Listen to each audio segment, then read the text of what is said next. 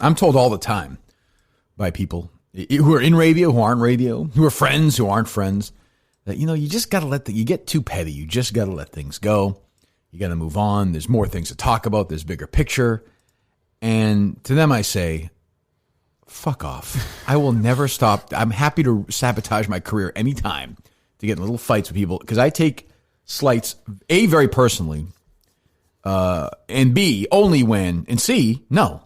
And I take them very personally for people I've been loyal to in the past, and I have, helped out their careers, helped them make more money, given them my own money, brought them back when they've been down in bad situations, had their backs, and they've been in situations. There was a time when Chris Curtis was going to be fired by Phil Zachary because they let something, I forget, the F-bomb drop or something.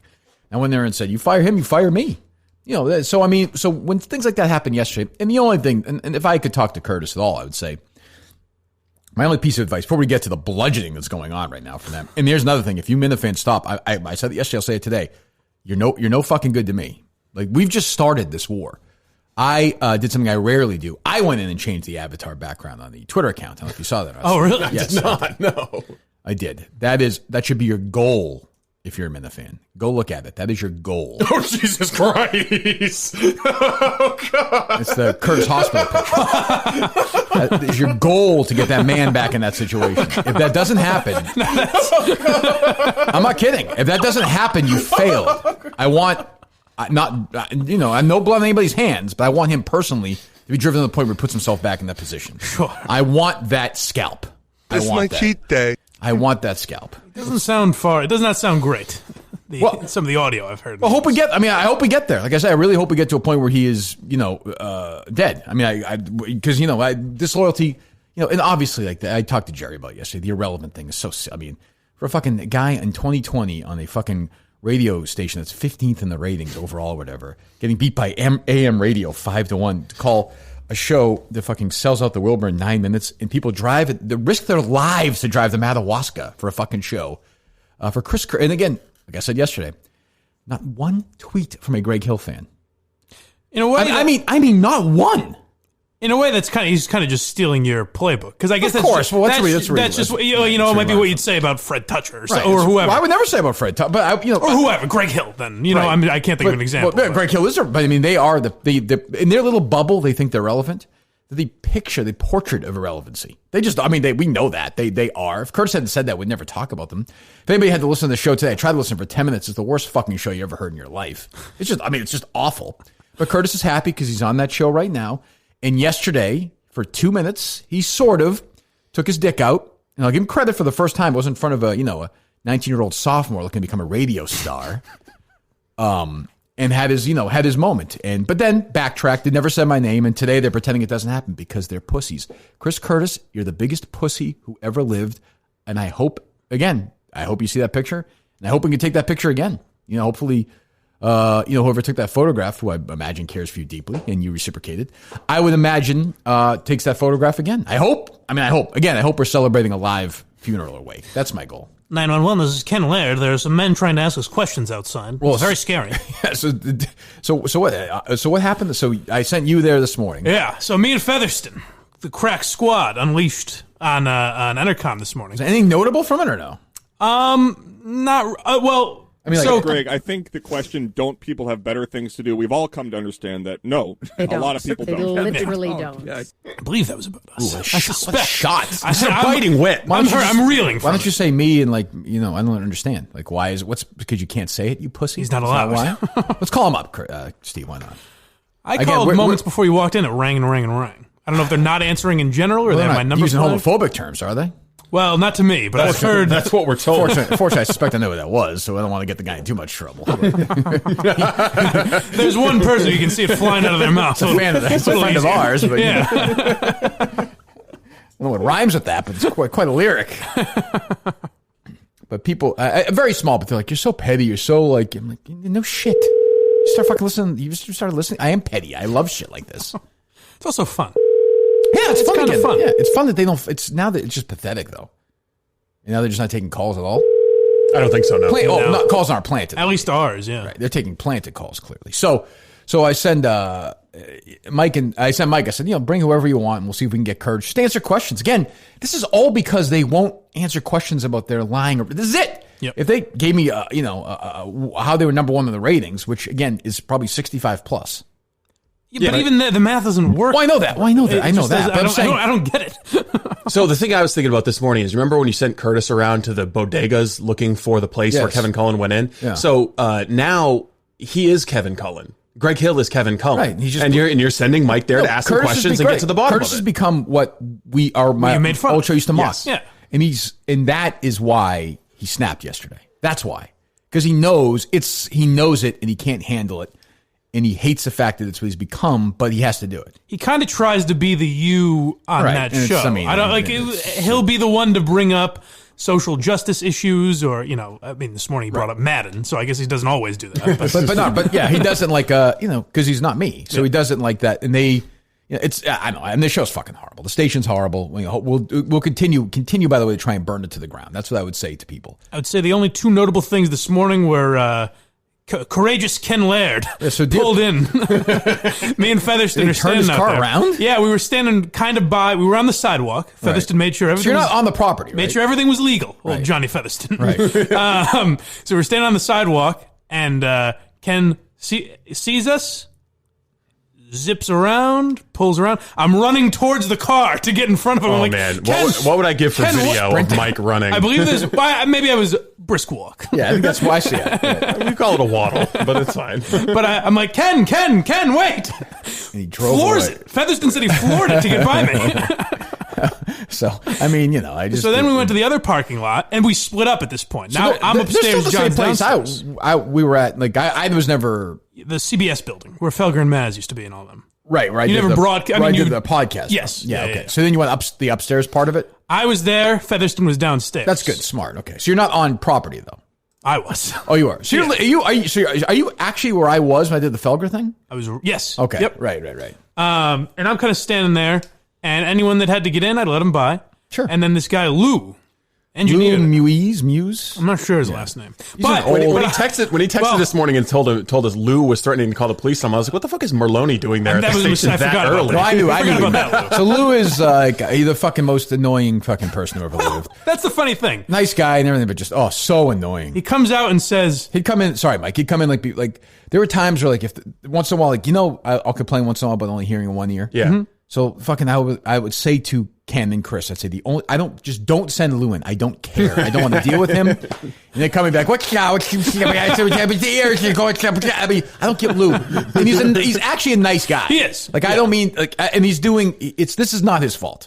No, not at all. Yeah, I just want to say I actually like him. He's a nice guy. Very nice guy. And it's funny you say that you don't want to get trapped in a conversation with him, because I have had. And I was telling Steve you're at the point. You're right. You're at the point where you have to talk to him back. But I've had conservatively 150 conversations with him, easily, because we would do stuff where we had to set up live broadcasts. He'd be at the remotes like and he said, so he comes out and he says, "You gotta get out of here. They're calling the cops on you downstairs. This and that." And I go, "Oh, okay." He goes, "I don't know who." I asked for Curtis. Oh, see, so what would surprise me, and again, people don't know, but whatever. The way I read that, I was like, Lou, and I knew the Lou you were talking about. Lou was threatening to call the cops. I was like, not. Well, he said he was warning me. He said they're calling the cops downstairs. I'm just warning. So he wasn't being a dick. No, not really. But I said, can I talk to Curtis? Yeah. And he says, I can't let you do that. I don't know who the hell you are. I go, I'm pretty sure we've met before. He goes, no chance. I've never met you in my life. Well, you aren't particularly memorable, to be fair. I guess so. Mike's leaving an impression everywhere he goes. Blind blob wandering around. No, I meet guys like you all the time. How great would it have been if Lou just turns on Periscope and starts roasting Mike? This bitch. Curtis is afraid of me downstairs. Lou's mocking me. Poor Lou. Can you imagine? Just a nice guy. So the cop, John Featherston said the cops were in fact called. So at that exact moment, a different gentleman was telling John Featherston the cops were on their way. Right. So Featherston drives up to where I'm at. And Featherston hit the road this morning. 2? He was at my house at. I don't think he slept. 4:15. He is the greatest. I think he was awake all night staring at a picture of Bob Murchison. Getting ready. Shadow boxing. But his wife must be like, what? He said, I couldn't tell the wife what I was doing. I just said, I got to go in the morning. Superhero? In a way, I guess he is. In effect, he is for us, yeah. He just flies back in. He's like our Batman. He was never gone. So, all right. So, yeah, go ahead. So Fetherston drives up to the top floor and says, hey, the cops were called. I said, same here. So we made a couple of videos out there, and I was like, we're looking downstairs, and now it's 5:30. Right. And we're looking, no new cars have pulled in the bottom lot where where we were originally. No new cars have pulled into the lot where we are now. Where the fuck are these people? So they don't get in until well after 5:30. Well, I know. Like, so Jerry and I would be going and do the show. Like, we'd get in at like 5:20, 5:30. Yeah. We'd go and read for a while. This is the old building. Talk. Dino might get in a few minutes for us. We'd walk into the studio, and the AF studio would be down the hall, and I would see Greg tearing ass in there like 5:58, 6 o'clock. Oh, yeah. Greg, I knew we wouldn't see until 6. Like, all the time. But what time did Curtis usually get there? He would get there, but he's like, Curtis is like an on-air guy now. Yeah. Like, he's like a little star there. And they're, again, where they finished 1834? I know they're putting out like advertisers saying they were number 1. I think they got septupled by Cooner. It's just unbelievable. In 1834. So they can't handle the fact that somebody, it's just so weird. But anyway, go ahead. So yeah, so nobody was there? No, so no one was there. So then, a Tesla pulls into the parking lot. Yeah. And Fetherston says, there's your guy. He knows Curtis has some money. So I'm running up to the car and I go, Curtis! The guy rolls his window down, not Chris Curtis. And I go, looking for Chris Curtis. He goes, yeah, no idea who that is. Again, it would be great. It'd be great if that guy just pepper sprayed Mike. Shot him. I think next time you got to bring. So the cops didn't show up. They did. Oh, they did. So yeah, we go back. Next time, I'm thinking. I don't mean to be this, specific, but is there a black Minifan out there that's willing to go next time with Mike? Because if the cops come, can't do a fucking thing. Right.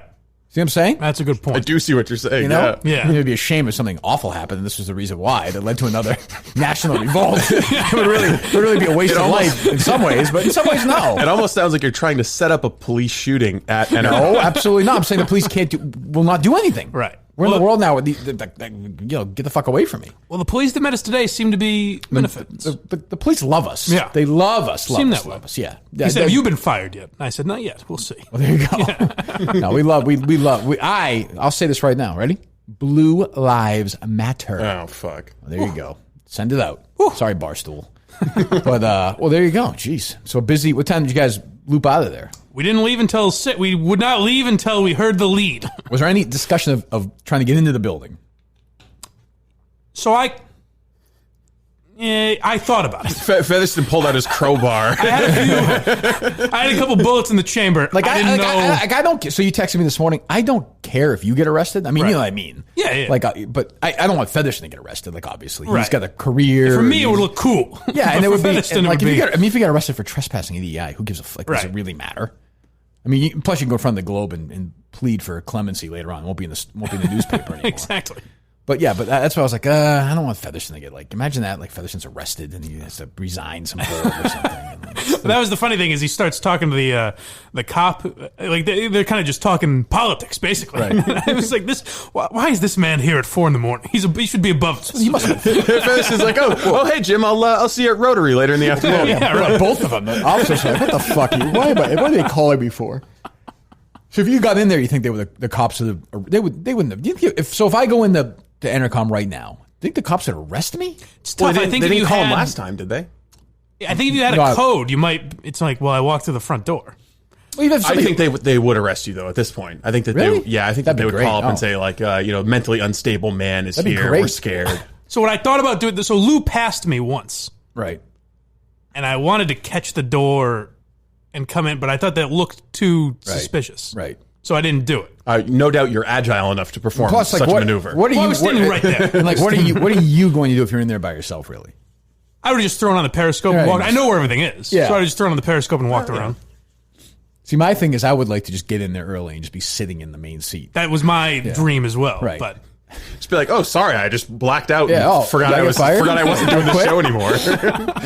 I entered a fugue state. Let's talk it out. Let's talk it out. So I would just say keep going at Curtis and keep going. I want calls all day. I want texts all day. It's fucking with them like you wouldn't believe. And I love. Oh, you can tell Dale is so hurt when he can't take phone calls. Oh, he gets know what to do. One or two Minifan calls and he's just done. They don't take calls the rest of the day. So Give me. So yesterday there was that Tim call, but was it? Am I right that it was then edited and it was on demand? Only at the beginning of it, and what played on the stream was the same as what they posted on demand. Okay. It was just Greg was talking about like Instagram models or something, as he's wont to do. Sure. Oh, and all of a sudden, he's like, "What? Where'd that call go? Where'd that call go? Where'd that call go?"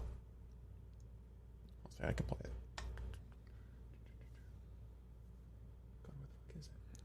Quick finger landed on the dump button, it seems like. I'm hearing that today from people, no? Yeah. I guess, it must be just a shit show. Why are you cursing? It's fine. No rules apply. You're required to wear a mask on your way in and out? No, it doesn't matter? How are you going to perform your duties with a mask? Hold on. Go on. What? I want to talk to John. Number one. John. Amazing. John. And then Tim McCann just I thought you lost him. I don't understand. I thought you lost him. That's amazing. I mean, hat to Greg for actually wanting to fight with somebody. His producer. But he didn't really fight with him, though, did he? Yeah, they go on for a little bit. Oh, I mean, he defends, the claim that he's number one. Does he give a specific stuff or no? I think he says. Oh, he does? Yeah. What's the thing we played yesterday about the revenue and stuff or no? No, he starts to say that they include over 55s, basically. So what is your question about the ratings? You claimed you were number one. What's the metric that you use to be number one? Number one Men older than 18? Males over the age of 18, yes. Okay. Does that include males over the age of 55? It includes all males over the age of 18. That Nielsen, the rating that the Nielsen rating service provides us with. So it does include 55 and older.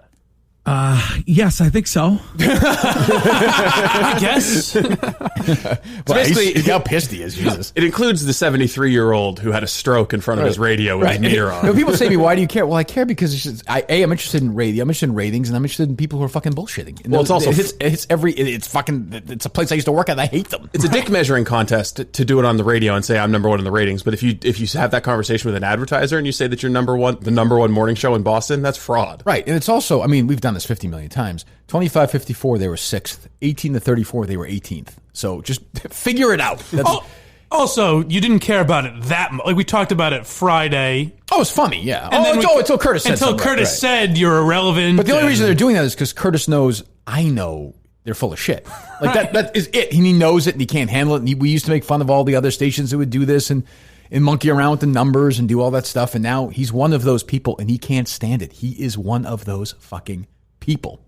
I don't think he's drinking again. Now, how odd is it that, like, say, not even, maybe they did, I can't imagine Ken didn't know it was me if he turned around, but pretend he didn't. He thinks it's just two Minifans. Talk about the show? How odd. Imagine if two people were standing on the fucking ramp outside and we just didn't address it. Well, they don't do that. That's Greg's, way to his credit. They're just disciplined like that. He's got the prep burger.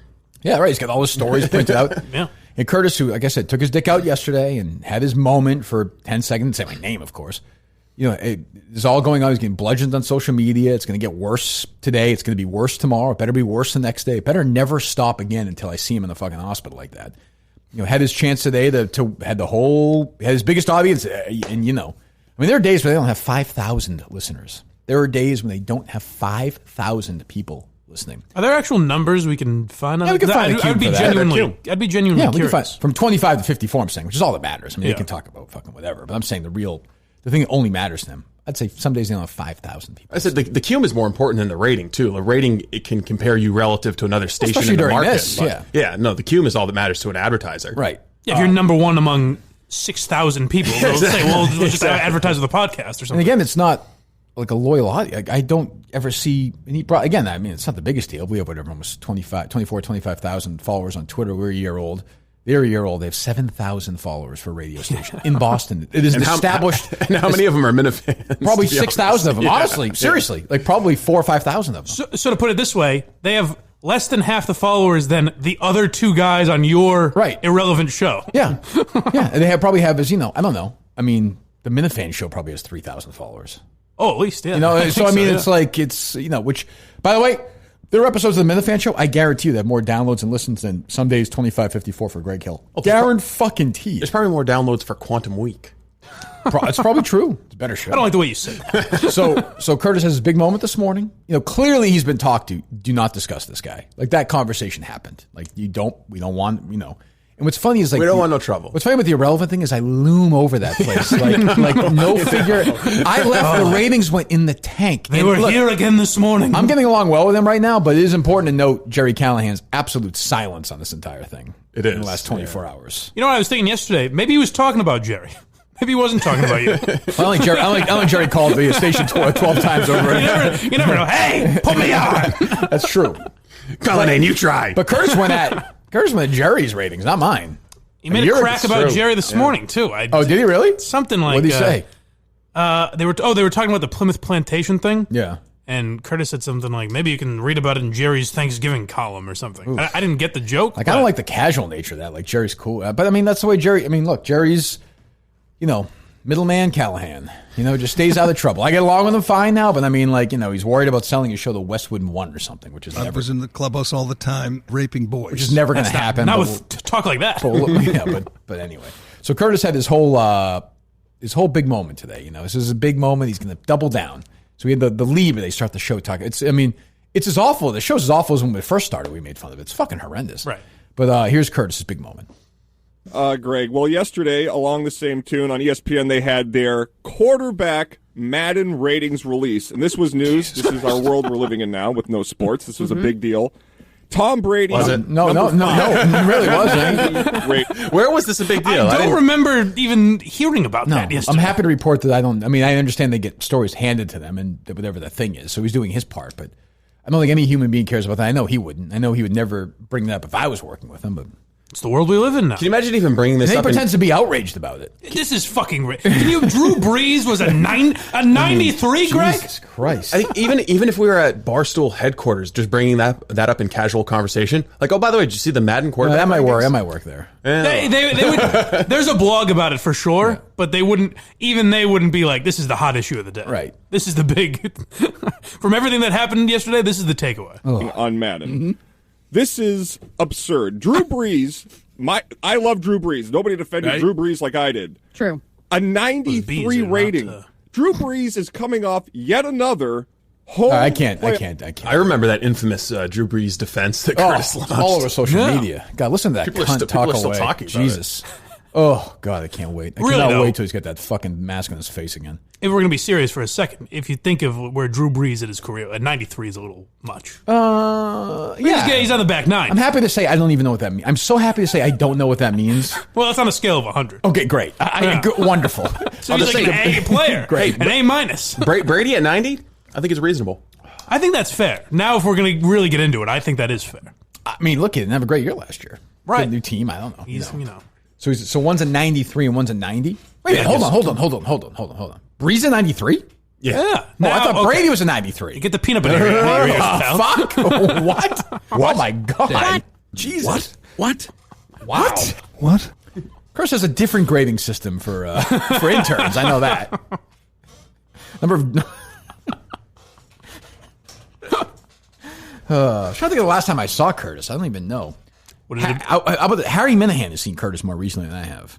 How is that? Curtis went and spoke to Career Day. He goes and gets a look at the prospects. He went to all the second grades in the Massachusetts area just to get an idea of the future. There's a man that reeked of gin. Oh, God. Unbelievable. So then there were were the calls today or no? Much more. Oh, so there was one call that got through today. So they didn't take any calls. So people are messaging me. They didn't take any calls the first hour and a half, right? No. They probably got 5,000 calls in the first hour or something. I would say, conservatively. So one call gets through, and is it this Albert guy? Supposedly, Who used to call my show. One of your old guys, so I haven't right? heard his voice in years, and people are telling me this actually wasn't him, and it was a planted call. Is this can't be right? I mean, we're doing this at this point. Well, it fits Albert's MO because he immediately starts arguing like the race of quarterbacks. Right, let me hear it for 1 second. I don't think I'll get into it. Here is Albert. Hello, Albert. How's it going, guys? When I was going to call good morning an hour ago, it was because I saw this great stat. They said the Patriots were 5-0 in playoff games. That's him, I think. That Tom Brady didn't throw a touchdown pass. So I was going to go after Chris. Mm-hmm. But the way he's bodying Wiggy now, I got to give props to Curtis. Really? Wiggy, it's not because he's white. Hey man, shut up. Yes, it is. It is. I don't care. Yeah. Jesus. That doesn't sound like It might be. Maybe the phone sounds bad, though. You never know. I mean, There was a better call yesterday, though, for Dale and Keefe. Oh, let me hear it. much more useless. 617-779-7937. Hold on, real Let's quick. get to the calls with you guys. Just in case you know, that's the phone number for the station. Dale will remind you in a given show by giving it out 4 hours, 10, 6, 240, 12,000 times, I would say. Yeah. Okay. And if you wonder why he's not picking it, how does he give the phone number out so much and he's not taking any calls today? It's weird. Oh, God. You better bludgeon these assholes, Let's get to man. the calls with you guys. Chris Mannix will join us from the NBA bubble at the top of the hour. Hold on. By the way, Chris is in Texas. that is called a warning for the audience. Well, hey, Make sure you're out of your car. Did you know, though? I like Chris and everything, but holy shit. Did you know, though, that the NBA players are in a bubble and the food's bad? Yeah, but they get whatever food they want, right? That's where Chris Mannix is going to be. Oh, no, it's bad. It's like bad food. How do you mean? But they're in stately, huge. No, I've seen pictures of it. They have their own condos and stuff, right? It's gross food. No, it's like deplorable conditions. What do you mean? It's like fucking third world conditions that Like these China? NBA players are living in. Yes. Holy shit. You guys are missing something. You're missing the entire point. Isn't there some woman or something? No? Well, there is now, yes. Yes. But you're missing the entire point. The guy they're going to be talking to on the phone, He's there. he's also there. Right. Yeah, now you understand. So, but he's not allowed to have any contact with these players. No, I So guess he might not. as well just be anywhere. Well, I mean, I don't want to. I don't want to. No, but I don't want to knock the he is inside. there. I don't want to knock the insider aspect of it. He's seen how disgusting the conditions are. That would be like these people are suffering. That would be like us having on your buddy downstairs to ask him about the Curtis situation. Like, he doesn't really know. He doesn't. But he is well, here. I is close in proximity. You know. I think he's a fan. All right, go ahead. NBA bubble at the top of the hour. Chris is in Texas. Hey, Chris, how you doing? Hey, before I get to my point, just to add to Dale's, I think Dolan Keene is going to be kind of a fullback out of the backfield, H-back. So, that just adds to the. Hold on. Why do you want to get? Hold on. What's funny about that is, you can hear them knowing that it's going to be bad because now they're conditioned that anybody starts with something really boring, even by their standard, like, all right, well, just give it to us. Yeah. But then these guys try and riff on this, right? Yeah. Well, you'll hear the drop, and then they try and riff. All right. It's my point, just to add to Dale's. I think Dolan Keene is going to be kind of a fullback out of the backfield, H-back. So, that just adds to the. Why do you want to get? Well, yeah. Why do you want? Are they scary? If they're scary, No, I mean, why does anybody want to get rid of them? well, if they're like messing with you or keeping you up all They're hours scared? of the So now night, they're trying. or Now like what they're doing now is like, hey, we're cool. Look, these calls don't affect us, and they sound so fucking rattled. Let's fucking get into it. Let's talk some halfbacks. They get into ghosts. That's what I'm saying. They're like, yeah, we're not afraid. We prank all day. There's one thing that I've learned from Dale in the last couple of days. It's that ghosts can't hurt you. If a spirit can hurt you, it's a demon. Right. One thing I've learned from Dale is that even if you get cum stuck in your teeth from an NHL player, it's still pretty valuable. Like you can turn that into maybe something Right. valuable. Well, yeah, you could get it out Yeah, fairly see you tomorrow. Yes. Thank you, Dale. I'll see you tomorrow. Any other calls of note, Steve? Penis Head Chris called into EEI yesterday. Penis Head Chris. They panic at the last second. Hello, Chris. Hey, Greg, how you doing? Big Hold fan. on. First of all, listen. I've got. It's nerve wracking. You don't when you call EI, you don't think they're going to take your call. I understand. It is the Love Boat, 1982, and. You can tell he kind of thought he was supposed to say it's Johnny Carson That's here. what I was expecting. So the Minifans were like, oh no, Chris and Ken immediately recognized his voice, and that's why they dropped him. I thought that they heard his voice, and they were like, this guy's screwing up his voice to do some kind of impression or something. That's his natural voice. Yes. And his natural head, too. They panic at the last second. Hello, Chris. Hey, Greg, how you doing? Big fan. It's almost like he was on with you the other night. That's not really his. He sounds different than that when you're talking to him. But that is, yeah. But that's pretty Carson up though. You're almost expecting A little bit. Carson right there. Yeah, he doesn't sound like that all the time. Yeah. What do you think, Ed? Hello, Chris. Weird stuff. Hey, Greg, how you doing? Big fan. That's a man who did not expect to be on. He almost sounds a little bit like Walt Jr. When you call the number, they answer, put you on. You should expect them to speak. And they're like, he sounds like George Takei. A little bit, yeah. Hello, Greg. How are you doing? Chris. Oh, you.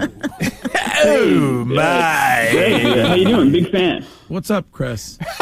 Stop. See, the thing is, that's a tell. You never tell. No one's a big fan of Greg. All right, what's your deal, pal? Greg sounds disgusted by that. I'm not buying it. Saying you're a big fan of Greg Hill is like when someone calls this show and says, big gearhead here. All right, what's happening here? Yeah, isolate that Greg Hill thing. Go ahead. For a second. Because Greg sounds just so like fuck off. Like, please don't tell you. No one's a fan of mine. Stop. People drive to work. Greg, how you doing? Big fan. Hold on. Get some George Takei, would you please? It's a great old Stern prank call. Before George Takei was Takei. He says Takei. I've heard it both Takei. ways. Takei.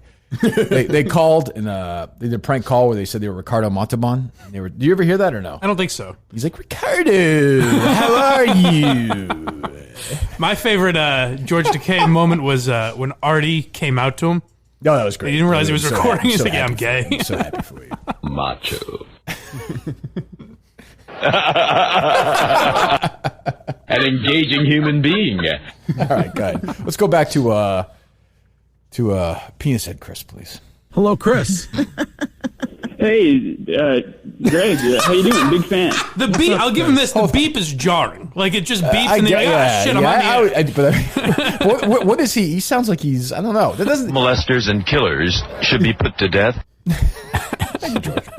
I think maybe he was debating, do I do a voice or does that immediately get me dropped? I think he was in the midst of a debate. He did the always smart thing, which is to kind of do both. Hey, Greg, how are you? We'll start by saying I'm a fan of yours. Which sounds very genuine. That's when you know you're right. That sounds very genuine. Hey, Greg, how you doing? Big fan. What's up, Chris? All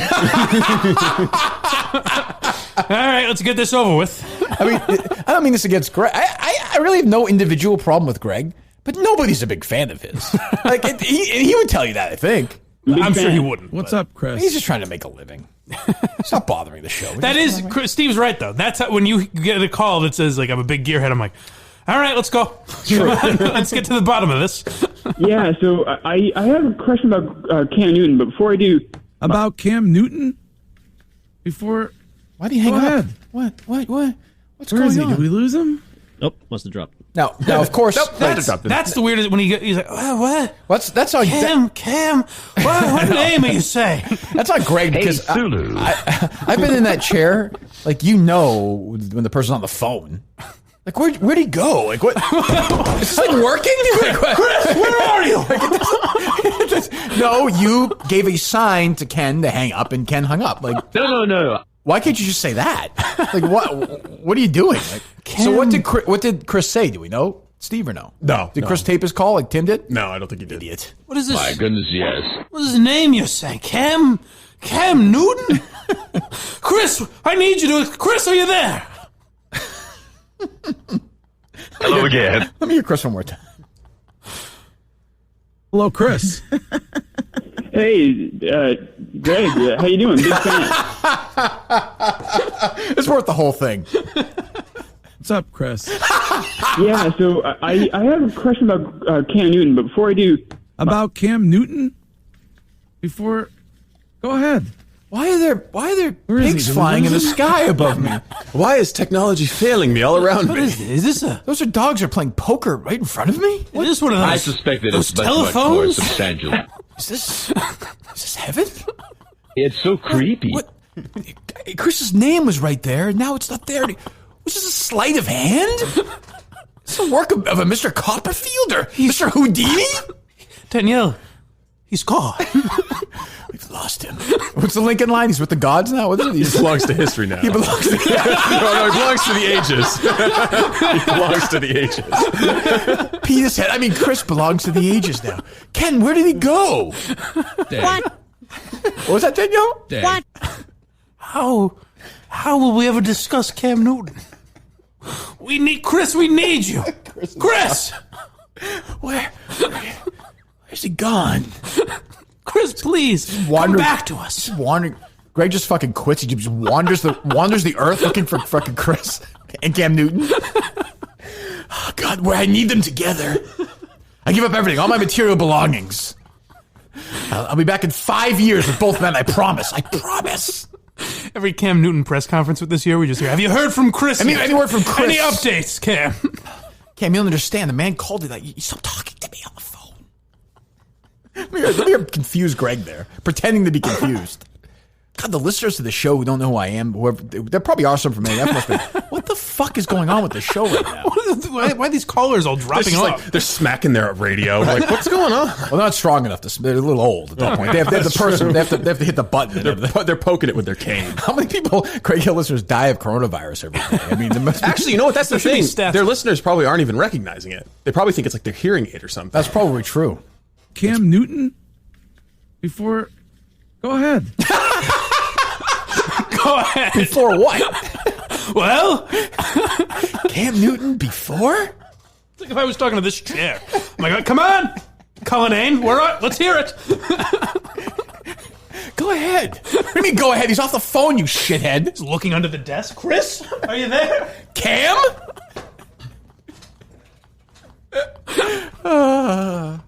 He dropped out. Oh, did he, Ken? You fucking cunt. You pussy. Well, it seems he dropped out. And I love that Ken's so smug about it. He's like, we got another one, Greggy. Their way of getting back at me is like Chris saying something without saying my name. Joe Zarbano calling my phone.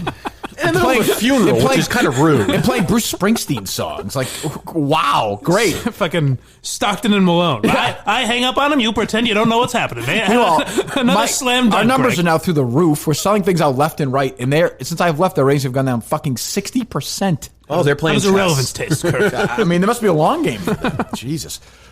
And we've got Milton's. I don't think you hear Milton's on WEEI. I could be wrong. Milton's is the store for men. And back on the Kirk Minahan show, they are an original. Sponsored me way back then when I was at the station. Not just this show, but I'm saying back in the old days, the podcast, Dennis and Callahan, Kirk and Callahan. So we love Milton's. Milton's is celebrating their being back open with the biggest sale ever. 75% off and more. If you live in New England, you must take the trip right now to one of their stores. You got to do it. Braintree, South Shore Plaza, or Chestnut Hill Square, Chestnut Hill. If you're not, or if you are and you'd rather go online, you can go to miltons.com and find all their great deals. Tommy Bahama, Johnny O, Vineyard Vines, including their sales. Steve, I got to go there in the next couple of weeks. I got to go there before Sacco. Yeah, we got to get you set up. Did you make this happen or not? I think you're going to need... I know your shorts don't fit, but did you reach out to Bill for a meetup at some point? I have not yet. It's more pressing. Yes. I think you're going to need some nice, cool leisure wear, something light, because it's going to be very warm. Yeah, I wasn't planning on wearing a suit there. Yeah. It is the summer, and it's a drive-in movie theater. Yeah, so don't wear a suit. I know you were I wasn't planning looking. No, I saw you looking at ties, but no. I may wear a tie. Shorts, maybe some Tommy Bahama, something nice, a nice light fabric. Also, I think you might want to investigate long sleeves just for the bug situation. I'm concerned about that. Yeah. And a night in the summer in Maine, it can get on a nice night. You can get a nice chill in the air. I will say my girlfriend donated whatever percentage Steve's getting from that goddamn bug spray he was promoting. Oh, she got some? We got some. Oh, good. Oh, yeah. Well, there you go. She'll be there as well? She will be. Wow. Cha-ching. Unbelievable. She's... Okay, that's fine. Yeah, well, I mean, she's not... Is she documented or no? As far as I know. Okay. Yeah. Okay, good. She's rushing this marriage thing along. Maine's a sanctuary state. Oh, it is? Oh, okay. No. She's fine. She'll be fine. She's probably... She's pushing marriage, Mike, did you say? Well, get her citizenship, you know? Why don't you propose to her at the show? We'll see. We'll work on it. Okay. Hopefully there'll be a little quieter background than some of the video I saw yesterday involving Mike, but that's fine. I'm trying to think of what that would be. Some cars in the background, that's all. Little cowboy hats. And I can't quit you! Oh, well, now we're really on the nose here. I enjoyed it. I actually enjoyed it. If you want to go... Did you see our lovely step? I will say nothing game has ever done that quite that way before. With the performers. I would agree. It feels almost illegal. What's that, Mike? Steve, rather? Did you see our step and repeat?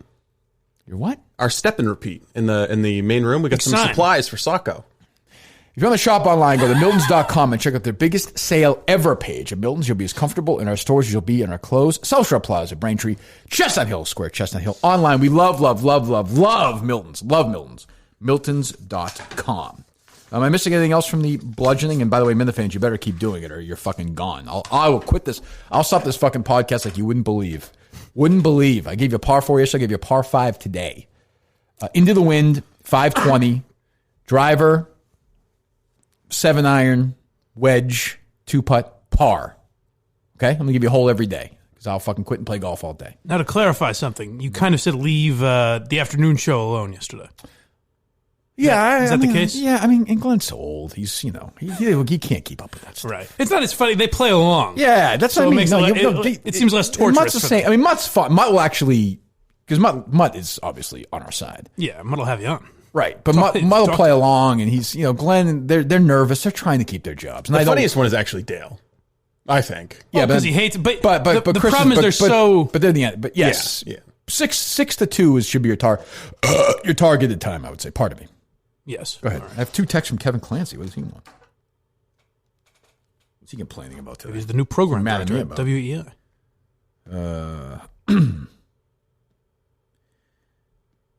Oh, he's talking about the. There you go. Anything interesting? News from the bubble? Nah, not really. We should get Chris Mannix on. It'd be great if he said, "You hear this Chris Mannix interview with Dale Arnold?" So what else we got? What else is going on? We have one more prank call worth playing from Sunday, actually, with your buddy Bradfo. Ooh, this is pre-war. Good, it's a good one. All right, let's go to Dan in Maine. Hey, Dan, how you doing?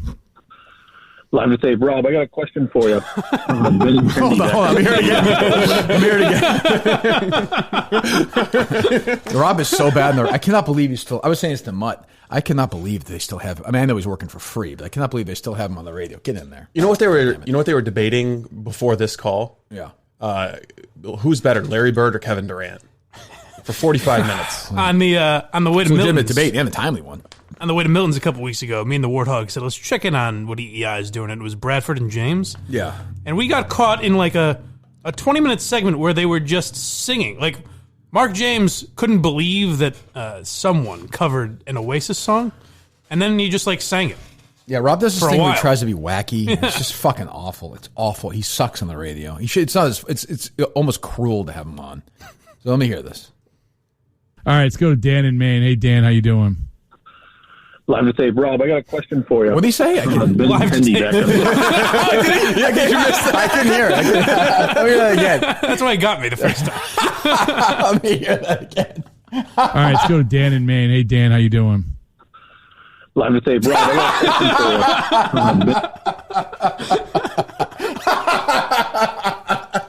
you. Oh, that's funny. Surprised they're not like, what? What did you say? They don't. They're so happy to get calls. But, I mean, fine. We'll go around the room. We'll start with Steve Robinson. Kevin Durant versus Larry Bird. Well, I got to say Larry Bird. Mm-hmm. Any reasons why? He was a better passer. He was a better passer. And, passing I really think is an underrated quality of a basketball player. When everybody wants to look at rebounds, everybody wants to look at points. You're saying he's not as flashy. No. Would you say he's more? He could be flashy. He could be flashy. He played that game way back on that date with just his left hand against that other team. Portland in '86. Yeah, exactly. That's what I said. Would you say that Bird was more cerebral and Durant was more athletic? Is that what you're saying? Well, yeah. I mean, he had a higher basketball IQ. Right. He was more of a thinker. Yes. Durant was more instinctual. Although he's more of an athlete. Yeah, for sure. Yes. Steve did once describe Durant to me as clean and articulate. He did. He speaks very well. Mike Gear, you've seen them both. I know you've watched a lot of film on both players. Certainly. I think in this climate, I would be more comfortable going with Kevin Durant. Okay. I mean, Bird's my favorite player ever. He's my hero. I have to go Bird. Right. I mean, I've given my all-time starting 5 before. I'll do it now. Kuzi, racist. Kuzi, Hornacek, Sikma, Bird, McHale. That's my starting 5. Nazi stuff. 5 best players of all time. Problematic. Yes. I mean, I don't want to get lulled into this, but why in 2020 in July you're having a Larry Bird versus Kevin Durant conversation? I have no idea. Okay. The reason we just did. I blacked it Entertainment. Out. That is entertaining. The people are talking. That is entertaining. Go ahead. All right, let's go to Dan in Maine. Hey, Dan, how you doing? Live to say, Rob, I got a question for you. Benintendi back on his days in Portland when he was on the Sea Dogs. Did you ever read into the Kevin B stories written on him and his obsession with ghost hunting? Whose story? Sorry, Benintendi, Kevin B. He's a guy from Rhode Island. Moved up to Maine a couple years ago and he's been writing. Who's that? Kevin from Bristol.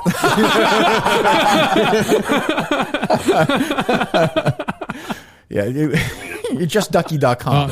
So Andrew Benintendi's ghost hunting. Is that what are you talking about? Yeah. When he was up in Portland, Maine, there's a group up here, and he went to an old abandoned church. And I guess him and a girlfriend at the time spent the night, and he said it was nuts. He was hearing noises in the bathroom through the wall and stuff, but he thought was there. There you go. I mean, it reminds me if I could talk to Andrew Benintendi again, other than a Zoom call, I would be happy to ask him about this. But it reminds me, the only other baseball ghost story that I can recall was, remember the pitcher Scott Williamson? Yeah. Okay, Scott Williamson, 2003. Rob always sounds like he has like so much fucking saliva in his mouth. Always. Well, maybe he overproduces. Marble mouth Bradford. That's just how he talks. God. It's natural. Jesus, just gargling fucking semen. He did always tell me to use my natural voice. He didn't realize that I was, unfortunately. But. I would think broadcasting advice from Rob Bradford is like fucking taking writing advice from Rob Bradford. Like friendship advice from Rob Bradford. I don't love horror movies. They scare me. They scare. See, those calls are great too, though. Like those are, you're not going to get in real trouble for those. They're funny. Sure. You can. Sometimes you can get through with those. Right. Live to tape. Oh my God! I'm surprised no parody songs today about Curtis. I'm disappointed. We have one parody song. Okay, from the Warden of the North about Dale. Oh, any good? Good stuff. It's worth. We don't playing. like this guy. It's worth though, trying. Right? Yeah. Well, so I got to play. Does this guy hate you? Yeah. Drive the tape. Ooh, it's coming in. Ooh, it's scary.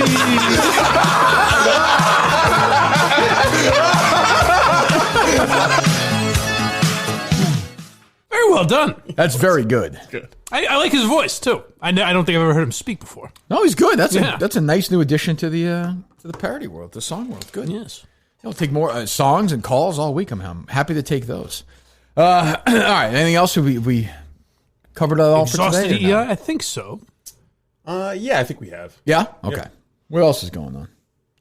Oh, the Redskins are no more. No, I'm not ready to talk about that. Lifelong battle. By the way, has Ghislaine Maxwell gone quiet here the last couple of days or no? She's scared for her life. We haven't heard any news or anything. Well, she says she has tape of two prominent U.S. politicians fucking underage girls with Epstein. How do we know this? She's not dead yet. I guess it's progress. She's 58, right? Yeah, apparently there's a story in the Globe this morning that she tried to flee in New Hampshire. Well, not really flee, but like was moved from one room to the other in that place. What the heck was she doing in New Hampshire anyway? I have no idea. It was really just the dumbest place for someone worth that one. She's probably worth untold hundreds of millions of dollars, and she's in New Hampshire. But how does she have that money, though? I mean, I know it's the oldest. Well, because she was a partner of Epstein. I know, but how is that money still accessible? I mean, when you're wealthy and you're engaged in nefarious behaviors, you find ways to keep your money. Accounts. I mean, just Bitcoin. Bitcoin offshore accounts. There are places where you can keep your money where the United States government cannot seize it. I guess, but I feel like the story has gone completely quiet, though. I mean, this is a Daily Mail story. Like, I haven't seen any major. It's almost like they've just moved on. Well, they're probably interrogating her. Much like with Jeffrey Epstein. It's just, for some reason, like, people care about this case, but also not really. It just floats away. I think that her defense is going to be, and I think it's going to be problematic for the feds, is that her prosecution is precluded by Jeff Epstein's 2007 non-prosecution agreement in Florida, which said that neither he nor any of his co-conspirators could be tried. Yeah, but she was a co-conspirator. Yeah, but she was going to be tried. I think for separate crimes. Yeah, but that occurred after there's no way the original agreement. You're telling me she's not going to stand trial? Well, that's just no. She'll stand trial. I'm just saying that's what they're going to argue is that there's no grounds to bring any charges against her, because right now the only thing in conversation is stuff that happened like 20, 30 years ago. So all of everything that's being alleged against her right now is covered by that non-prosecution agreement, which is what the lawyers are going to argue. I don't know if it'll work or not. We'll see. That Clay Travis tweet was actually pretty good yesterday about free Hong Kong. You cannot type "free Hong Kong" on the back of a shirt. Yeah, I actually tried it. So here's the thing. I almost tweeted this out, but I thought it was too infantile. You can free Long Dong, but you can't free Hong Kong. There you go. Thought that was too infantile. We could get a game of ping pong going. You can free ping pong. So bizarre. You can free ding dong, but you can't free Hong Kong. So bizarre. And then that guy made that call. The video, yeah. David Hookstead from the Daily Caller called, and it sounded to me like it was just a customer service rep somewhere offshore. I'm sure it was. Yeah, she sounded. That's probably why. I was about to say I wish the video was a little longer, but that's probably why. It was not Adam Silver on the phone. No, she sounded confused and like a little rattled. I guess. So one of these calls, just a victim of circumstance, like one of those call screeners. But that means that somebody made the decision within the coding architecture, just like you can't type libstool into the comments at barstool.com. Somebody made the decision that free Hong Kong was going to be specifically prohibited from any jersey. Right. Oh, you can't type libstool into the... Really? Oh, yeah, there are some words that are banned in the comment section at Barstool. Well, I know there are certain ones that are banned, like, slurs and stuff. Right. But yeah, I think libstool is one. Is that really true? I've heard that. I don't know. That can't be true. I don't know if it's true or not. Yeah, I've had people that, DM me and say that their comments went missing. Yeah, I've had that too. That's embarrassing. Really? Yeah. That's fucking ridiculous. But anyways, they've reversed course now. So, I mean... Well, not Barstool. No, not Barstool. The NBA. So now, I mean... Is anybody really actually ordering a free Hong Kong jersey? But oh God, no. The last thing any basketball fans care about is that. I mean, just to get NBA games to play.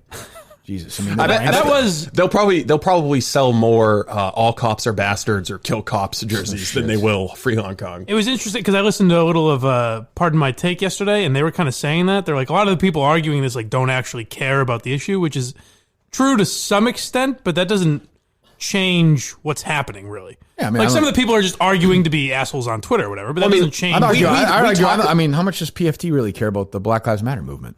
Right. Is he just doing it to grandstand? Yes. I don't know that, but I'm just saying like. Well, I'm just saying we talk right. about it quite often when we talk about the NBA or any kind of geopolitics. I mean, we're not doing fundraisers for it. We're not on missions to China. We're not trying to rescue Uyghurs from captivity.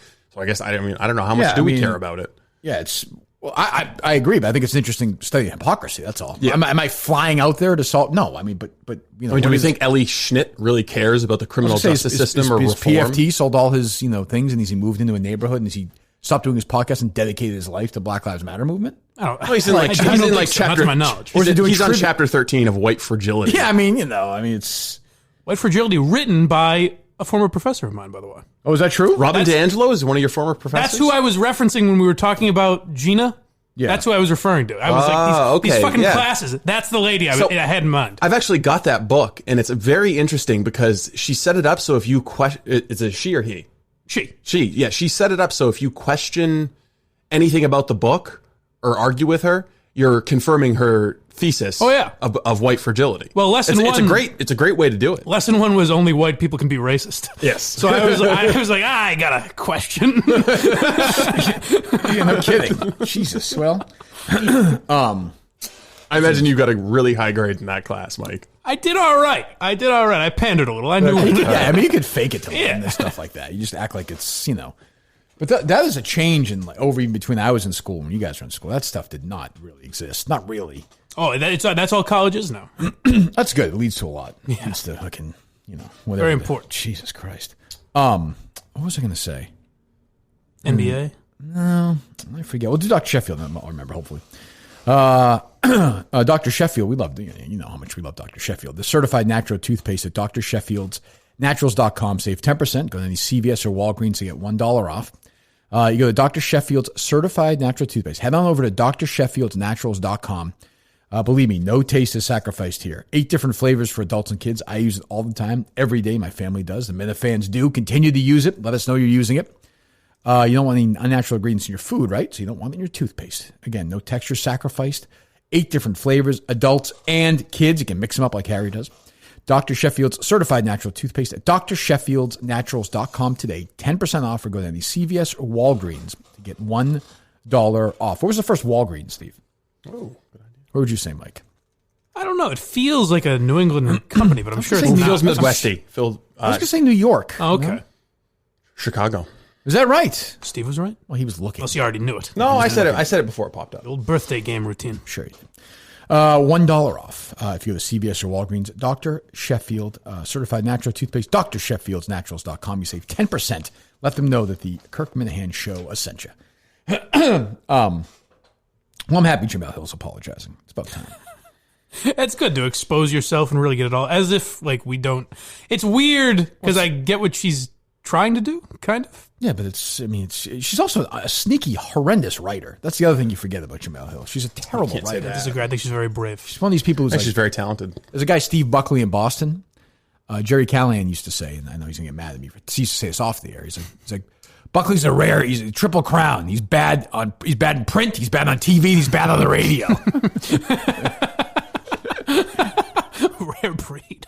Which is actually true. It's a funny line. It is funny.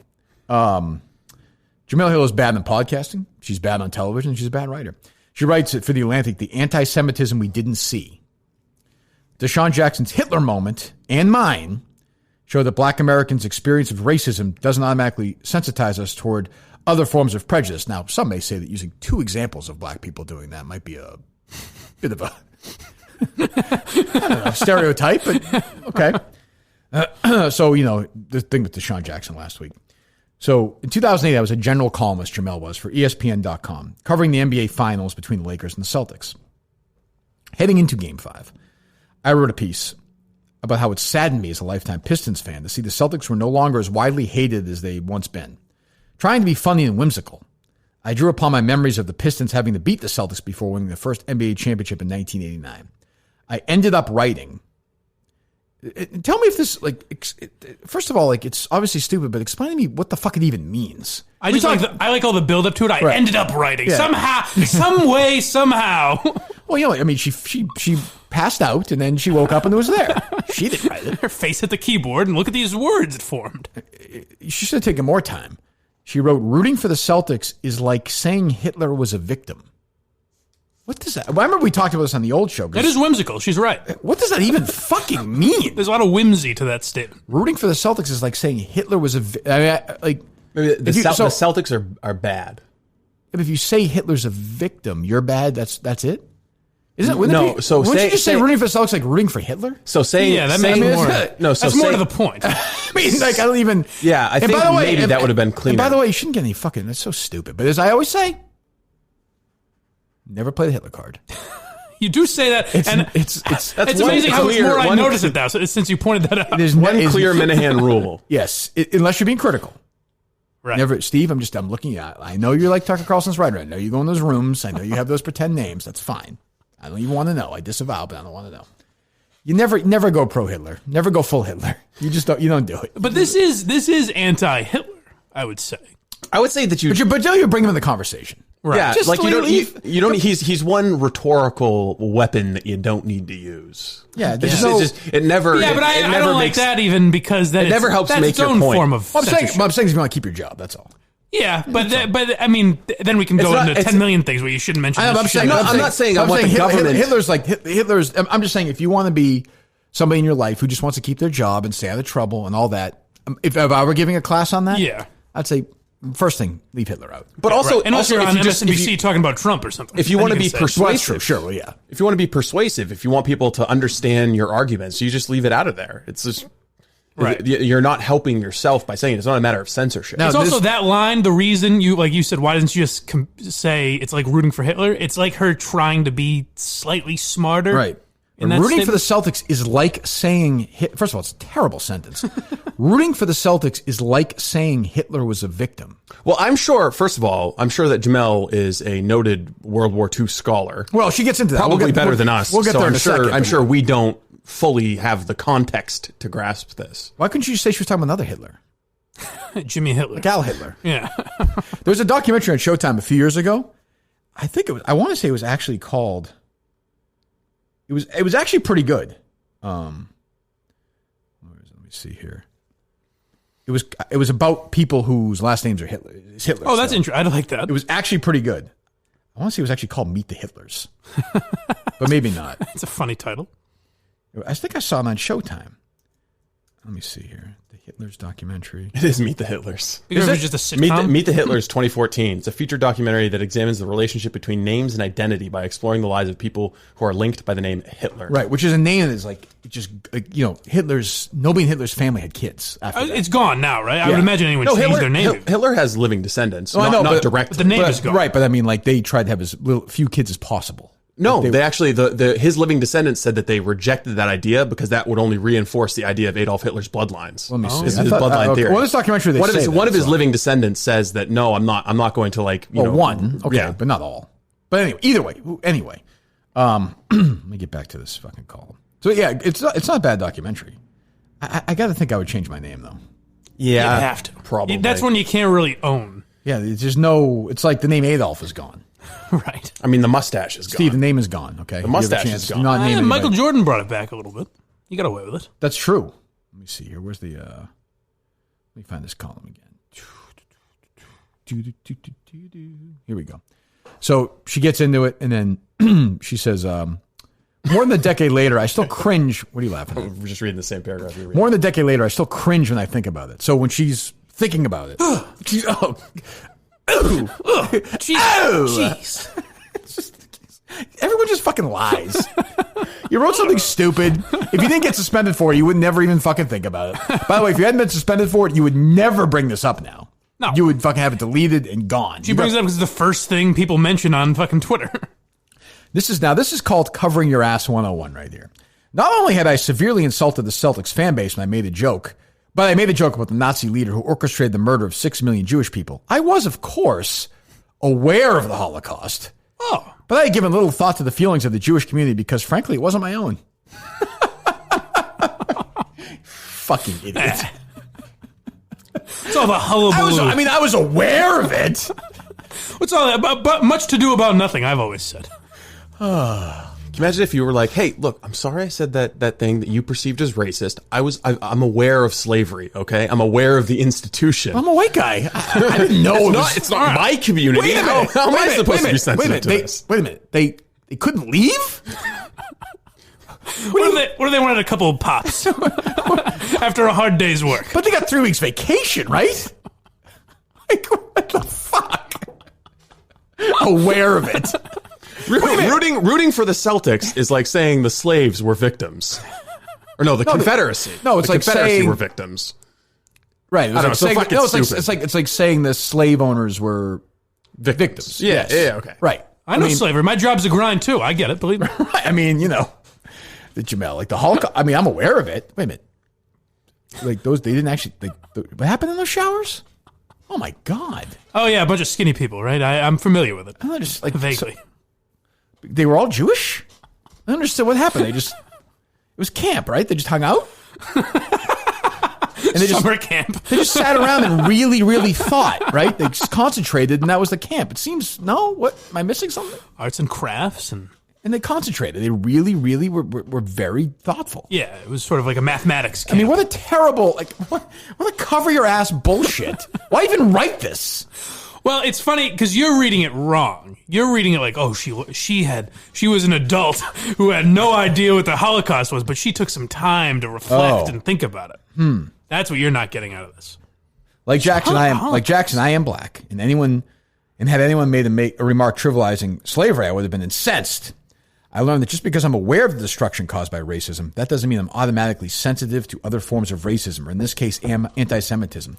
Either that, or you're just a fucking columnist looking for a fucking line. I mean, really. I like that anytime. How about that? No? I like that when someone's critical of Jemele Hill before this, she's like, oh, you Jews have always had it easy. I mean, really. It's been a cakewalk for you people for years. Oh, my God. It's just she gets into DeSean Jackson. I mean, whatever. I mean, DeSean Jackson's just a dummy, He also, might just have been doing it to annoy people. Like, who the fuck knows? No, I think he really believes he's it. An idiot. He's an idiot. He said something stupid. Yeah, but I've never heard, these sort of takes from him before, so maybe he just decided one day.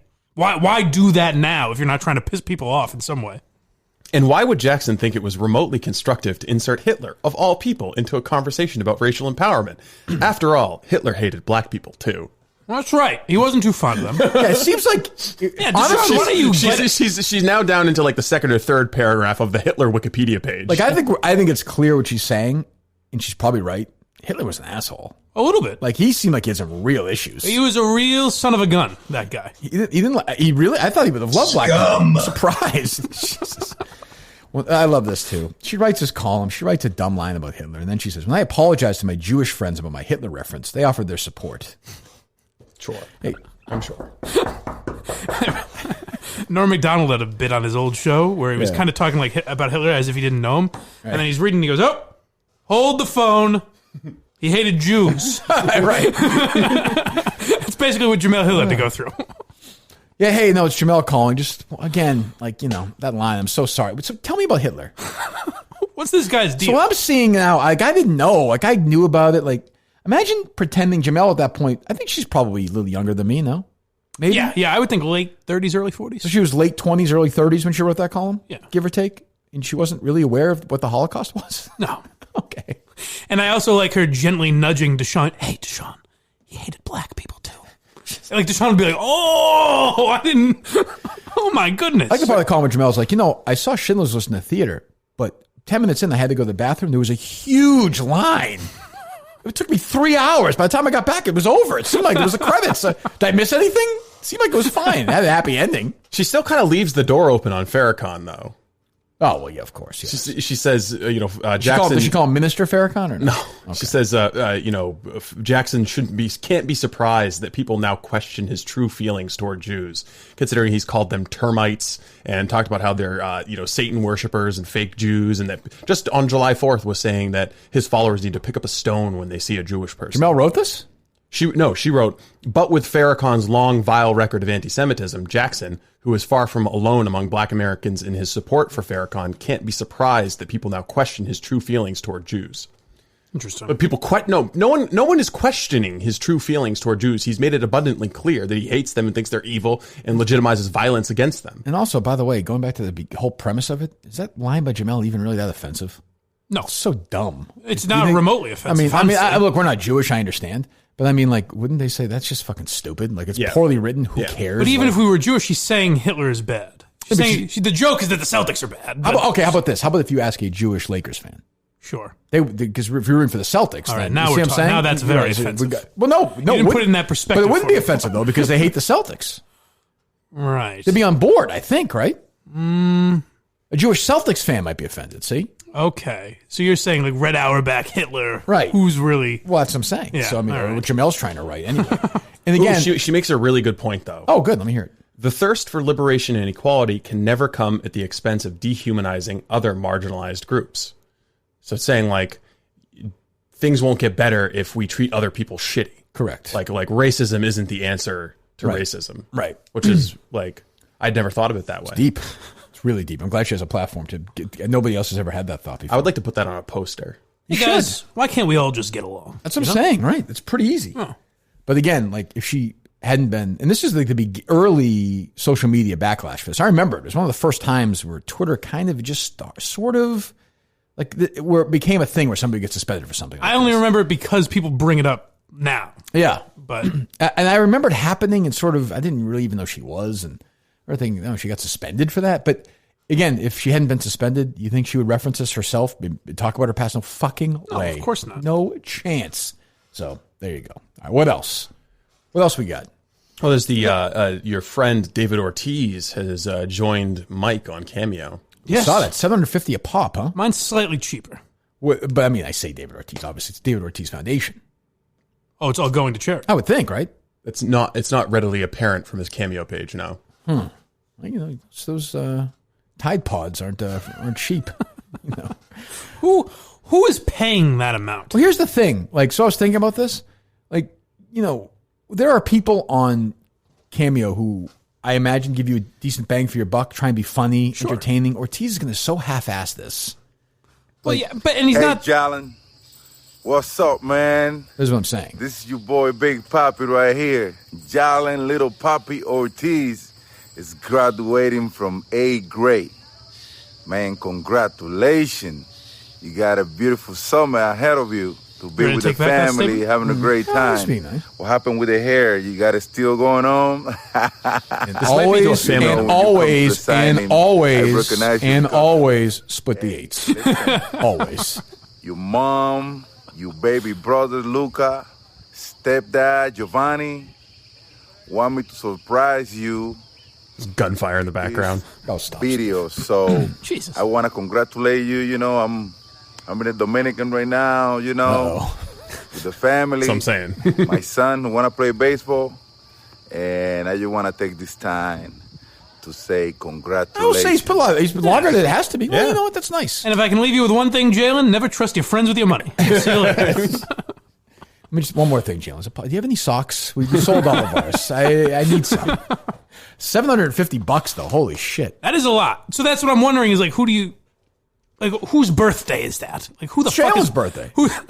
So is Jalen... I want to know who Jalen is. Is it that exciting to have David... I mean, look, I did a bunch of... That's what I'm trying to get to the bottom of.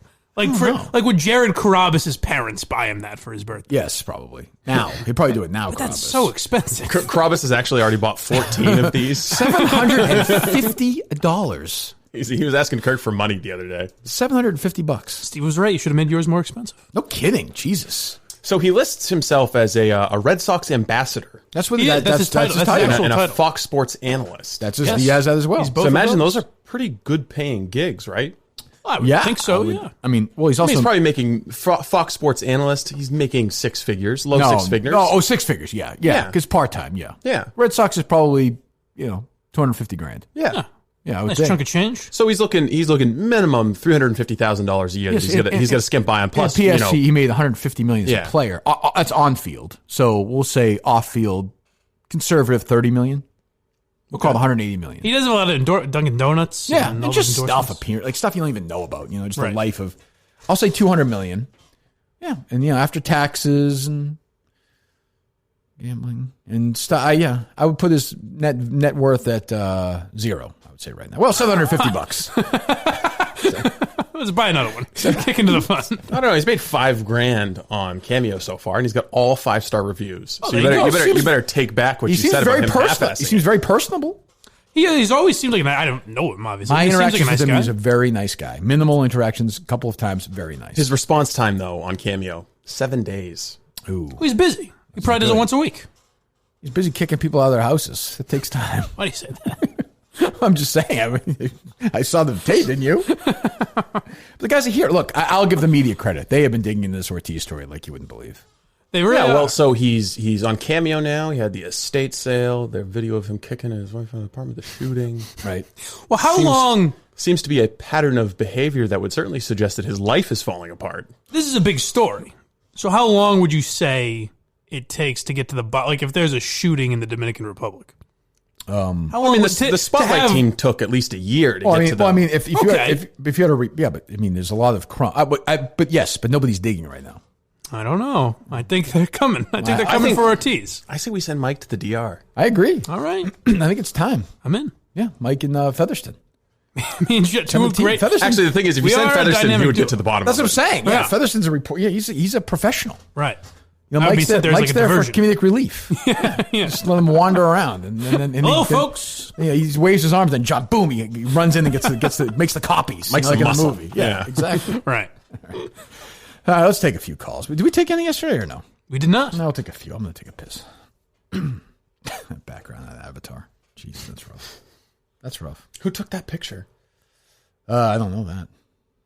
I do, but You? Not me. Not me. They load up? Not yet. What? We are irrelevant. They're too busy calling EEI. Oh, that's true. Think of that. People are messaging. Do we stop calling Greg Hill right now? Responses. What do we do? On Twitter. I didn't even think of that. It's true. It's a tough call. All right, we're good to go. All right. What's up? What's up, Kirk? Kingpin Pete. Hey, what's up, buddy? Oh, Pete, what's up? What's up, guys? How you doing? I haven't called in a while. I watched Braveheart, and then I heard you guys recommend Shawshank, so I watched that as well. Braveheart kind of sucked. Ooh, okay. Hot take. Very hot take. What was your issue with the film, Pete? There was just too much fighting scenes, and fighting scenes. Yeah. aren't I'm with him on this at all. one. Pete likes plot. Shawshank was great. Yeah. That might be top 5 movies I've ever seen. Well, you've seen like 3 movies though. So it's in the top 5. I mean, have you seen 5 movies in your life? I have. Okay. How realistic was Shawshank?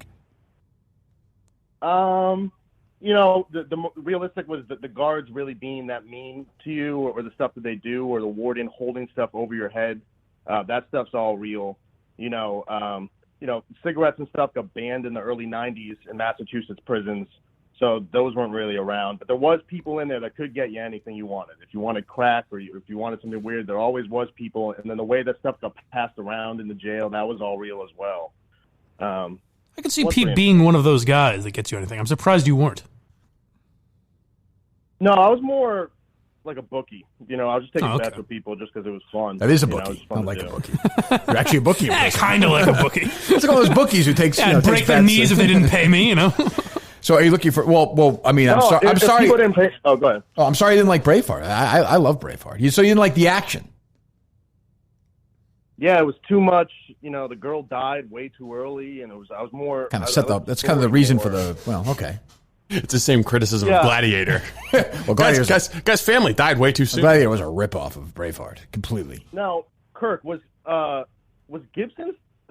This might be a dumb question, but was that Mel Gibson's natural hair? Like, I don't know. That was the 90s. I don't think so. I don't think so, Pete.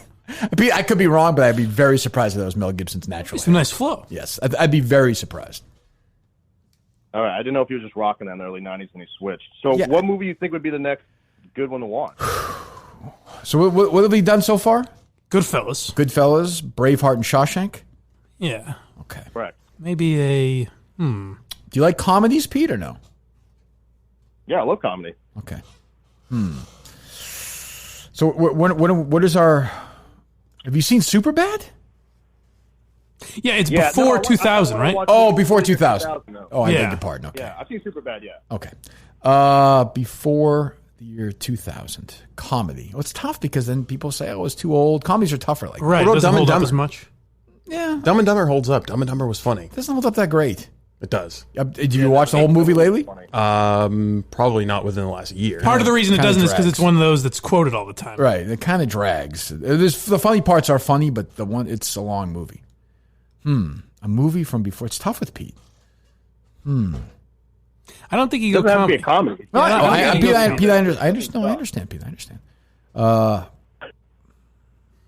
if you liked Shawshank, you know what? I'll give you another. You want another? I'm gonna give you another prison movie. Okay. I'm all for it. Escape from Alcatraz. Clint Eastwood. Okay. Wait, who from Alcatraz? Escape. Oh, you said Abe. Yep, that's what I said. Abe from Alcatraz. Yes, I did. Oi! My goodness. Abe Lincoln. Okay, I've never heard of this one. Have you ever heard of Clint Eastwood? Yeah, I just don't know anything about him though. But I've heard that name before. He's only the most. He's only seriously the most famous film person. The movie in the history of film. He's the most famous one. Acting Is and he an actor or director? He's both, Pete. He's both, Pete. He's both. Have you ever heard of? What movie is he in? I mean, I don't even know how to have this conversation. You might know him from Gran Torino, maybe. No, I've never seen the old guy. No. Dirty. Have you ever heard of Dirty Harry? No. All right, the 2012 RNC convention with the empty chair. I believe he was in handcuffs at that time. He's only been a figure in entertainment for 60 years. I could see how he would have missed. Yeah, you would have missed him. Right? I know he's the person. Yes, he was a defensive coordinator for the Rams for 6 years. He was Joe Pesci's assistant head coach for 2 years. Escape from Alcatraz. Yeah, I want to review. Watch it. All right, Pete. We'll talk to you. All right, thank you. See you, buddy. Look at I'm that. always About amazed 6 months. I'm always amazed at people who like. I mean, I understand he's older. He's 90 years old, but you don't know who Clint Eastwood is. Well, he has heard of him, but to not know what he does is strange. You think you just have heard him referenced in like a South Park episode or something? He's honestly in pop he's had the biggest career in the history of movies. Yeah, I always want to defend my guy Pete as well because I want to say, well, there's such a gap because he wasn't in he was in late college when he got arrested, right. So it's not like he missed childhood or anything. He was a hit movie Clint Eastwood 2 years ago. That movie made $100 million. The Smuggler movie, the one where he's what the hell's the name? It wasn't bad. I want to say Mule or the something. Mule, yeah, $100 million. Yeah, he directed American Sniper. I mean, it's not like he's directed Sully. Directed that Richard Jewell movie too. Yeah, I thought was underrated. Which we talked about. Oh yeah, what the fuck, Pete? Let's go get the peanut butter out of here. Oh God, all right. Still loaded up, Steve? They're still loaded up. I know they're busy today, but geez, hello. I want to lose, Hey, boys. Hey, I want to give a quick shout out to two Hall of Fame Minifans, John Fetherston and John Stewart. Two Minifans that EEI would have absolutely no fucking clue about. How about the John Show? Well deserved. I like that a lot. And forget. How about a reality series? They live together. That'd be a tough pitch for Featherston to leave his family, but yeah. But you know what? He would do it. How about this? How about this? I'm pitching this right now. 1 second. 1 second, caller. Thank you. Next Madawaska trip, I want the Johns, a road trip. Those two, and they got to record their conversations. Stewart and Featherston. Does this include MHB? Why would include MHB? Third John. He's John as well. Yeah, that's not a bad dynamic to add to it. I like that. If he can fit in the car. But I like that. But I like the idea of like the Featherston Stewart sitcom. That is a nice dichotomy. I like the opening credits to that. Like one's all business and the other guy's kind of wacky. And, He comes after a day of work, and Jon Stewart's watching the Rockford Files. I could watch that show. And Jon Stewart would never break Fetherston. Like, Fetherston would very professionally and politely answer every question. And Jon Stewart would never change either. Exactly. They would never break. The show would go on forever. All right. Well, what else? I want to ask you about another very, very good John in my brain, Mr. John Prine. What are your opinions on him? We talked about him just recently, right? What's the name? John Prine, country legend. Well, he just died. Did we talk about him? Rest in peace. Yeah, I think I took a call when he died of coronavirus. I'm not a huge fan, but I mean, like, I have to admit, I'm not a massive fan. I like some songs, but I'm not a huge fan. Hello in there. That's my recommendation, Kirk. Hello in there. I'll give it a listen. Thanks, buddy. See you later. God bless. There you go.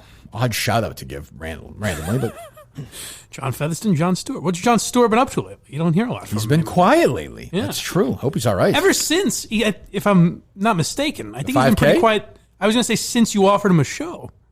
You suggested him doing a show. It's a lot of pressure. It's a lot of pressure. Maybe he got to him. Maybe he's just been preparing. Yeah. That's true, too. Could be. He's got 5,000 hours already taped. It'd be great if he just released the entire series of Cheers. This is episode 1. Episode by episode Cheers. It's just great. No, John, why did you do this to me? When is that, by the way? I believe we're taping Thursday night. Wow. Yeah. Most anticipated media event of the week. Great. Listen, between me and the guy you heard on the phone call earlier, it's going to be great. I think we've got some great chemistry. I would agree. All right, they're still loaded up, Steve. They're still loaded up, Kirk. Good morning. Yes? Hello? 978? It's Chris Curtis, you son of a bitch. Hold on, caller. Steve, talk about 3Chi, would you please, for the listeners? This is your baby. So, yeah, 3Chi is a new client of ours, and it's kind of like CBD oil, except for it's more, I guess you're going to feel the effects. You're going to get a head change from it. And it's not quite marijuana. So 3Chi it's federally legal, and it's a legal version of the Delta 9, which is the active ingredient in normal, ganja, marijuana, whatever you smoked in college. Okay. And you can go to 3chi.com, use promo code Kirk for 5% off. And I guess the best way to describe it is it's like a typical marijuana experience, but if you smoked marijuana, if you've had an edible or something and you get paranoid, you get anxious, you have some kind of negative side effects of it, 3Chi is something that is, it's not going to make you anxious. It's not going to make you paranoid. It's going to give you just a nice relaxing feeling. And some people say even an energetic feeling. So you go to 3chi.com. That's the number 3. CHI.com. You can put an order in, use promo code Kirk. You're going to get free shipping on orders over $99 and 5% off with promo code Kirk. And again, it's federally legal, so it doesn't matter if you're in a recreational state or not. You won't have any trouble with that. And it's worth trying. They've got a whole line of CBD skincare products as well. But the one that they really want us talking about is the 3Chi, which is basically a recreational product that's going to relax you and give you a pleasant experience. It's something worth trying. 3chi.com. And use the code Kirk, unless you're a fan of We Gotta Believe. And it says here, use the code Believe. Use either one. What's that? I don't know. That's Kevin Clancy's Mets and Jets is it really? podcast. There you go. Well, there you go. Give KFC's podcast a bump as well. Use either one. It's all going to the same guy. It's all going to Portnoy. 3chi.com. 3chi.com. All right, so load up, Steve, I would hope. They are still loaded up. All right. Good morning. You're on the Kirk Minahan Show, presented by Barstool Sports. What's up, Kirk? What's up? I just wanted to call to get your take on this Redskins name change. I just feel like I haven't really heard any fucking outrage about it at all. Like outrage that it's being changed, or outrage to change it? Outrage to change it. I feel like they've just beaten us down. It's been so long. I mean, it's rich white people who care about it. Right. Rich white liberals are happy that it's been changed. Native Americans don't give a fuck. It's like everything else. Well, some Native Americans do. The polling suggests that this is white people. Some of that polling is 5 or 6 years old, too. Yeah. I mean, I haven't seen any recent polling, but... I'm pretty sure a Native American designed the new logo in 1971. Well, okay, that was, 50 years ago. Here's all that matters is once FedEx fucking said they weren't. That's it. We're done. It's over. It's like the NBA with China. It's the only thing that matters is money. The NFL doesn't care. Roger Goodell doesn't care. He didn't lose any sleep over this. But I mean, look, I think it's I'm okay with that one being changed. It's like the Chief Wahoo. I'm really like it's. Yeah, I'm fine with that too. Not a great look. I also think that there's a non-zero chance they're going to change it to something that they're going to have to change again in 3 years. Probably. Like they're going to make it the Senators or the Federalists or something. What is the other part of the Redskins name? What area? Jesus! Right, so that's going to change. I bet they'll get rid of that. Yeah. Oh, they definitely will. Yeah. Just kind of unspoken in this round, they'll just become the DC Red Hawks or something. Probably, but even then, it'll be somebody. Oh, Columbia, and district means what? And it's just going to be a whole thing. I used to get all fired up about it and be like, it's going to be a slippery slope. Then what do we change next? And now it's like where we are. It's just give them this one. Yeah. I don't give a fuck anymore. Yeah, I mean, they beat me down. Like I get the cancel call, but I mean, like the Redskins one for me has never been like this huge fight for me. Whatever. It is. We're going to end up, and it's going to be Team 32, Team 33, it's true. Team 34, Town, State, 36A. Yeah, that's the only thing that's going to be acceptable. It is. I mean, if people see it as a slur, then of course they should fucking change it. Well, but I just don't think that's what it was ever intended to be. And what if somebody says the Blue Jays are a slur? Exactly. So I mean, then it becomes well, they're already going after the Braves. Yes, that's been for a while. Any Braves, Native American Braves, teams Indians, that try Chiefs, that all has to go. Yep. Celtics, I think, has to go. That offends me. I would say if you're looking at things, if you're going to look at everything that way, that mascot is a little goofy. Yeah, I don't care about it, but I'm just saying. Right. So it's a racially charged caricature. It is indeed. All right, take a few more. What are Redskins talking? Yeah, so I'm dying to do that. The fuck does he care what I think about that? I'd say people are interested. Oh God. Yes. Hello. What the fuck? Hello. Somebody's packing up a sandwich there. All right. He's called Suck. President Donald J. Trump. Oh, well, maybe not. Hello, Mr. President. I'm sorry. Hello, sir. How are you? How are you doing? Kirk, we're doing very, very good. It's been a crazy couple weeks here. Very crazy, Kirk. What do you mean? Not good. Not good for some of our friends. Like who? Well, we call him Edgy Kevin. Oh, boy. Edgy Kevin. He's got a very hot take. Do you know what it is? Racism? Yeah. Not good. Doesn't like it anymore. Doesn't like it anymore. Anymore, you're saying? He used to. Well, he's apologized for it, I think, sir. Yeah.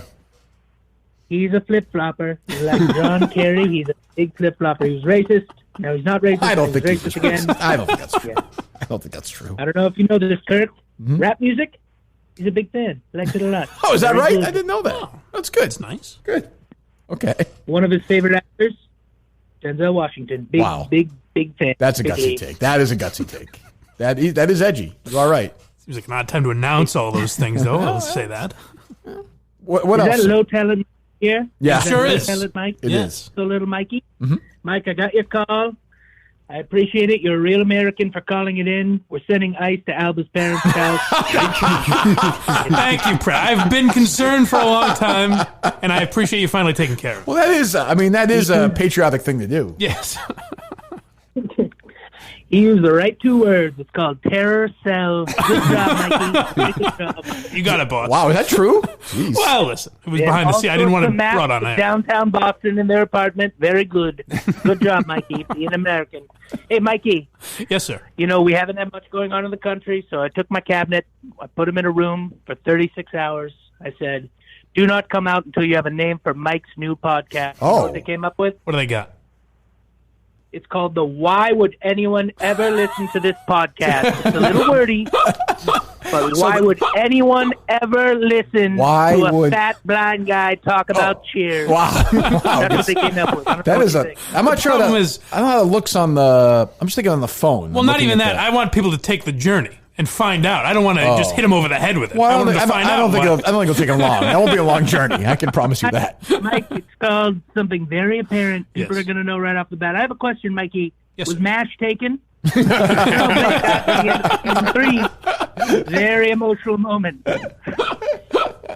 We can get to that as well. That's the thing. Sure. There's no limit to what we can. It's incredible. Get into yes. The window you guys have. How about according to Jim? Do you do according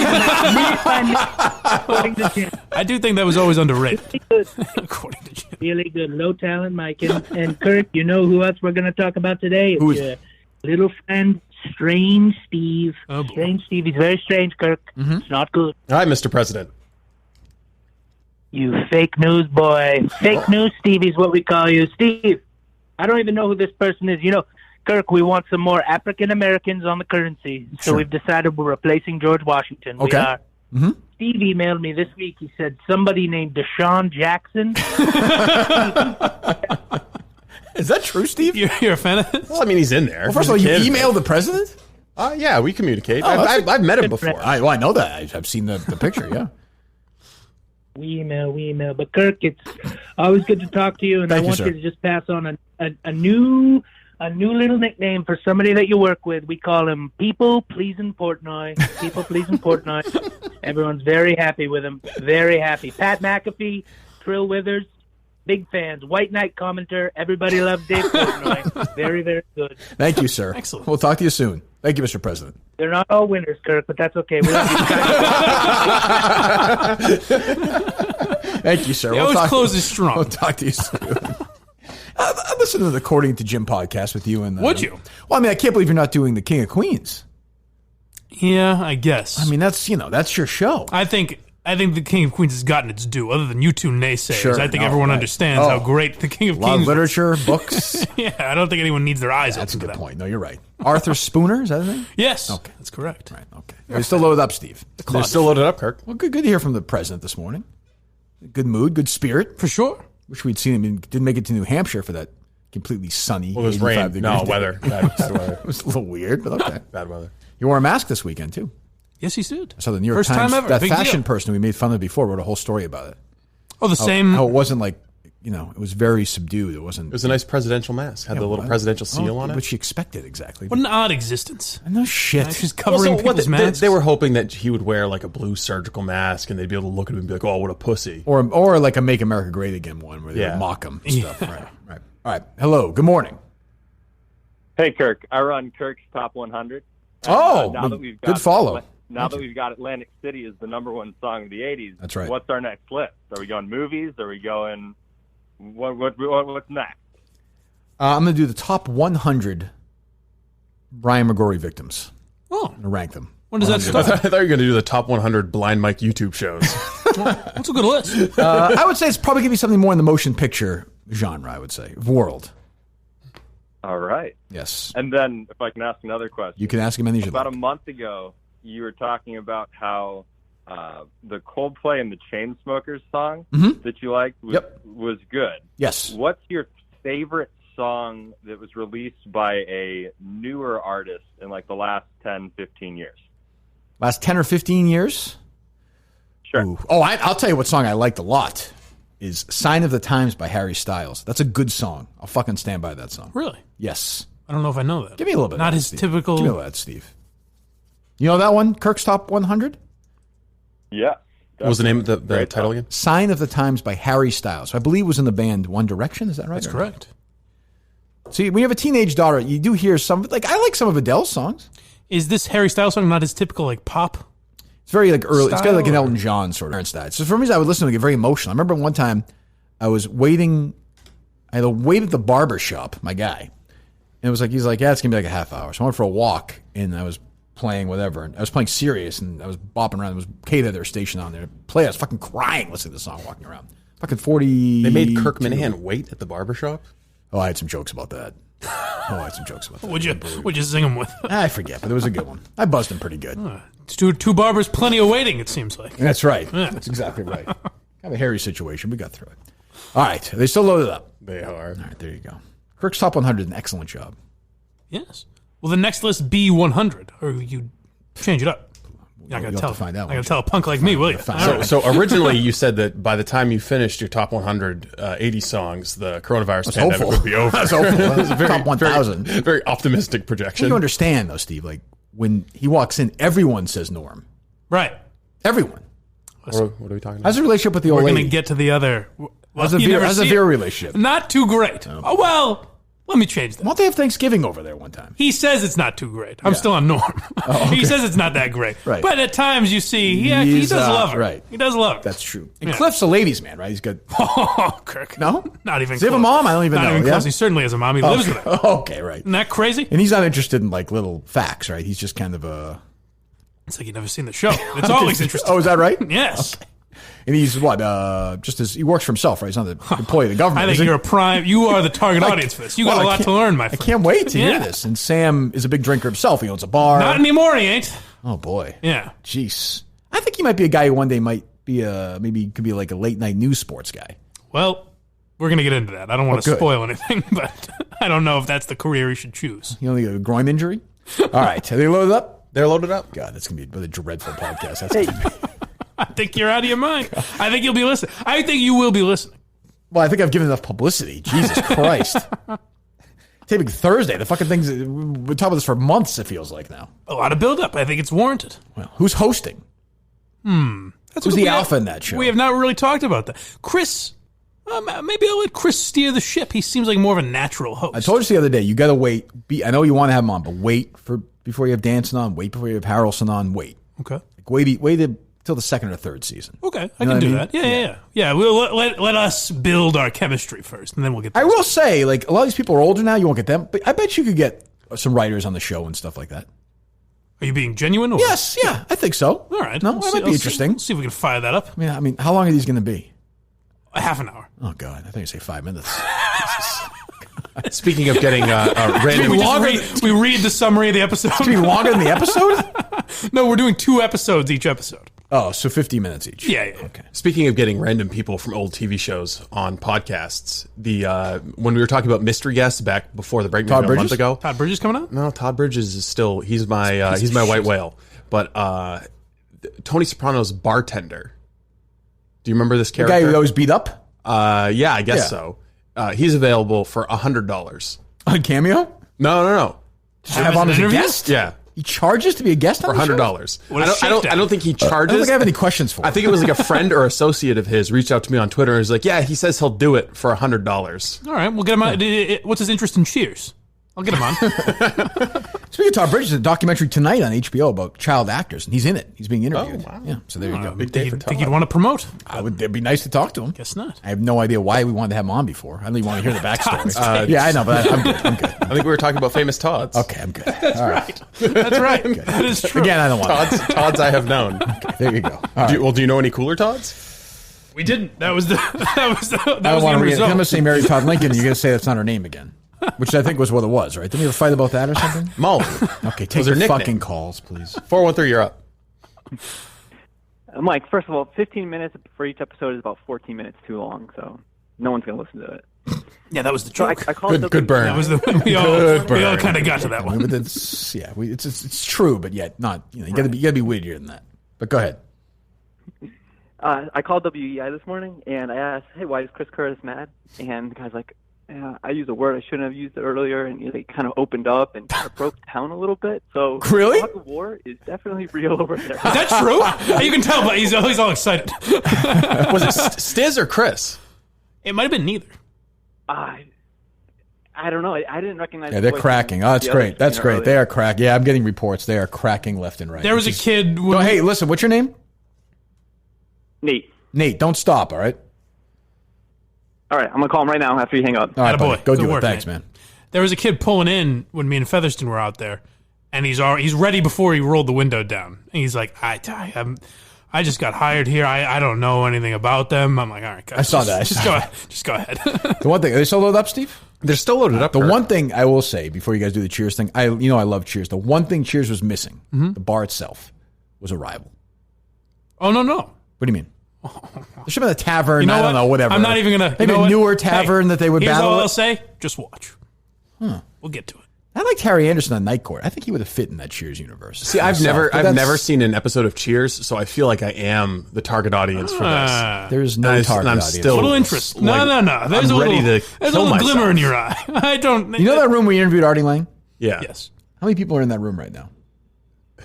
None. That is your target audience. I'm looking at that right now for this podcast. There are none. I saw that coming, and it still hurt me. There are none.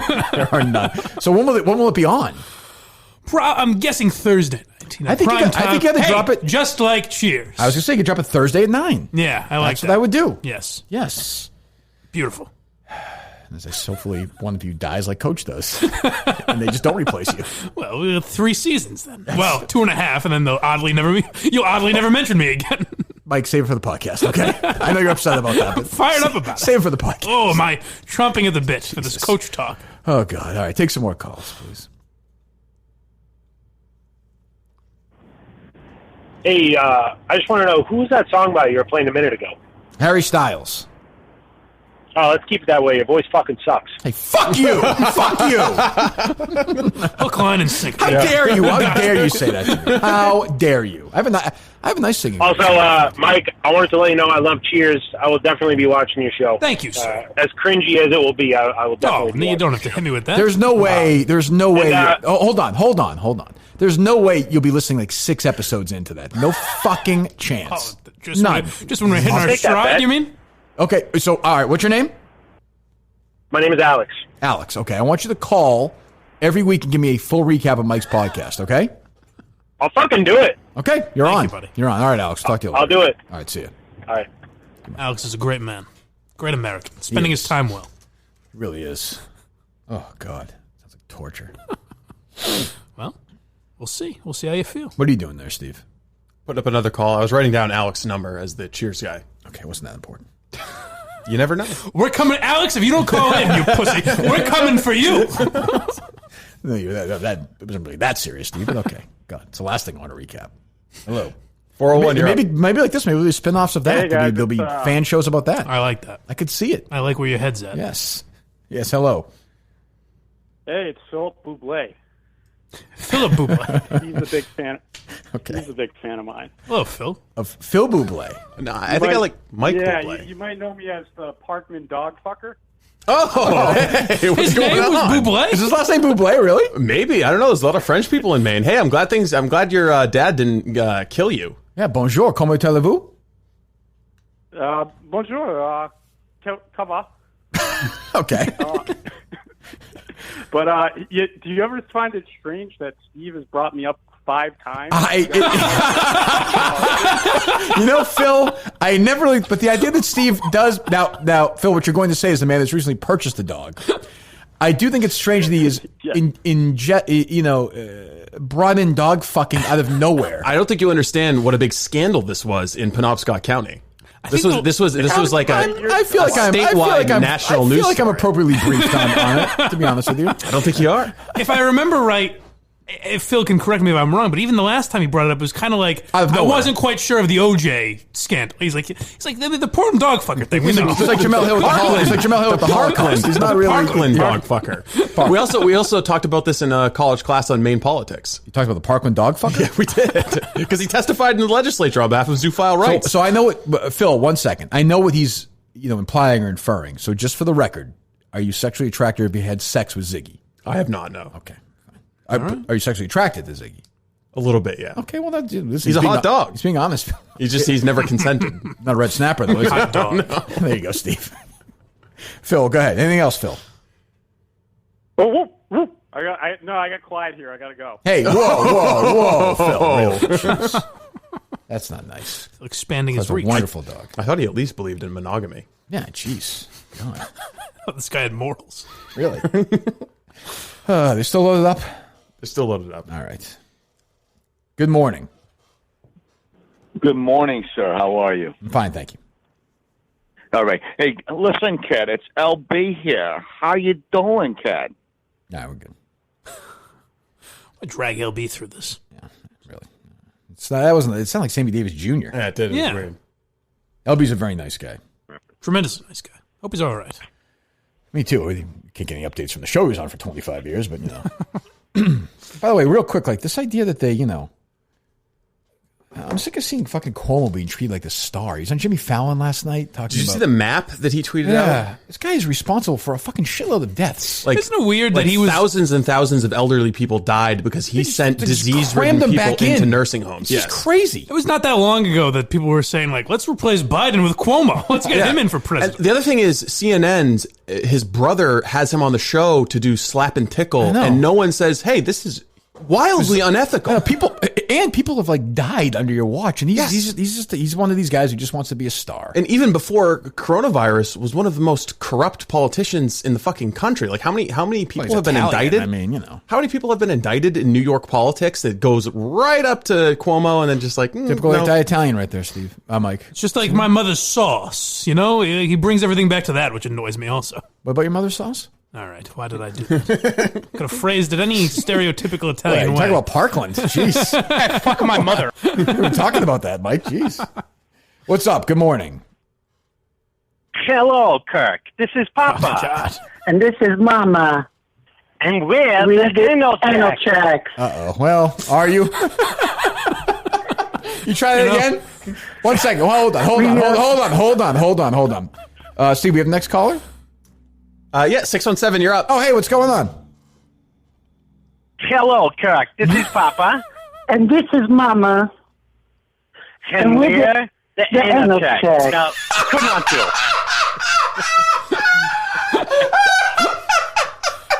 I hope you know. No one else would get this leeway, caller. Whoever you are. Hall of Fame status. Whoever you are. Go ahead, continue, please. Coming straight to you from Mullet, Albania.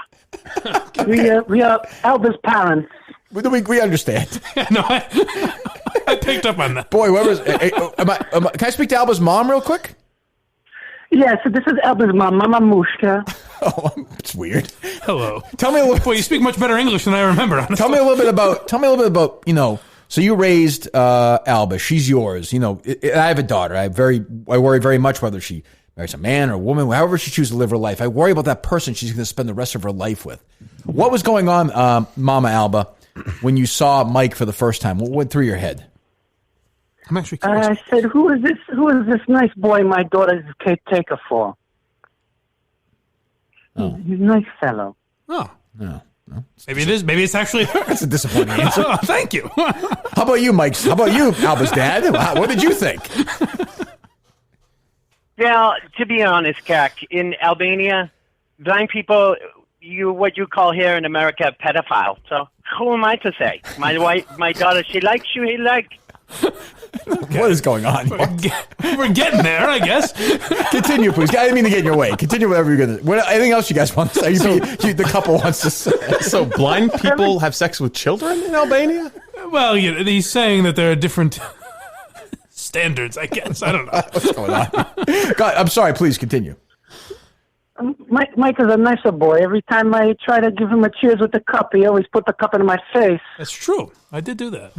Okay. Wild. This might be her. There's a chance that this is my future mother-in-law. Jeez. Every time he talks to me, he always look over my head, not in my face. I don't know what is wrong with him. You wanted me. Tim, who did you cast in this role?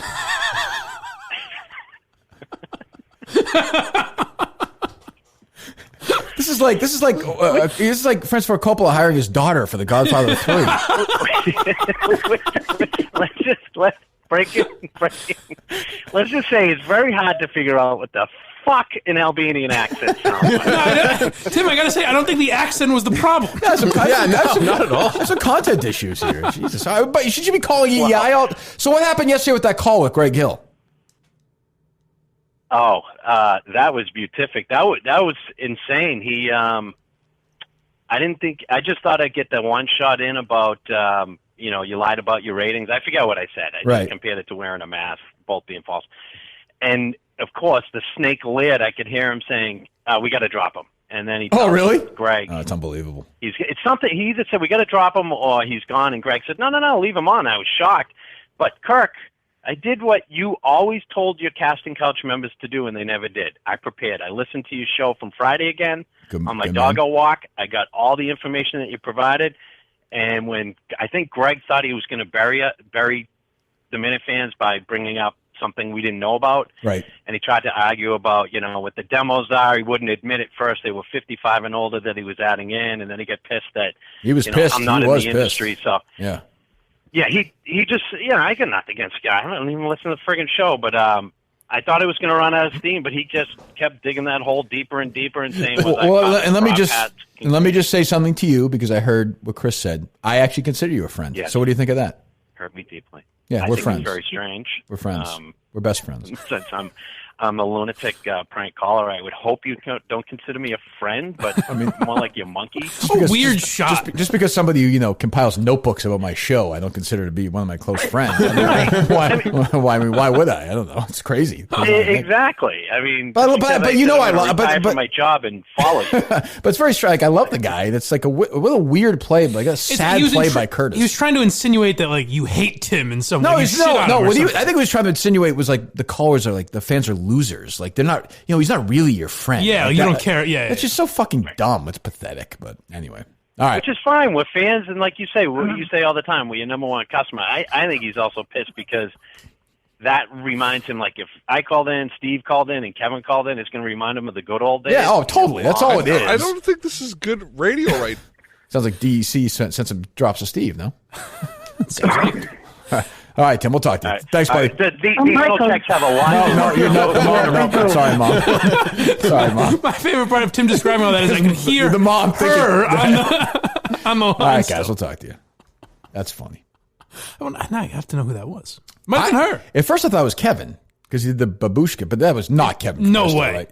If it was, that's a rough. One of his worst performances. I can't imagine that was. No, Kevin. definitely not. No right? way. No chance. We didn't hear the word cream once. True. I don't think.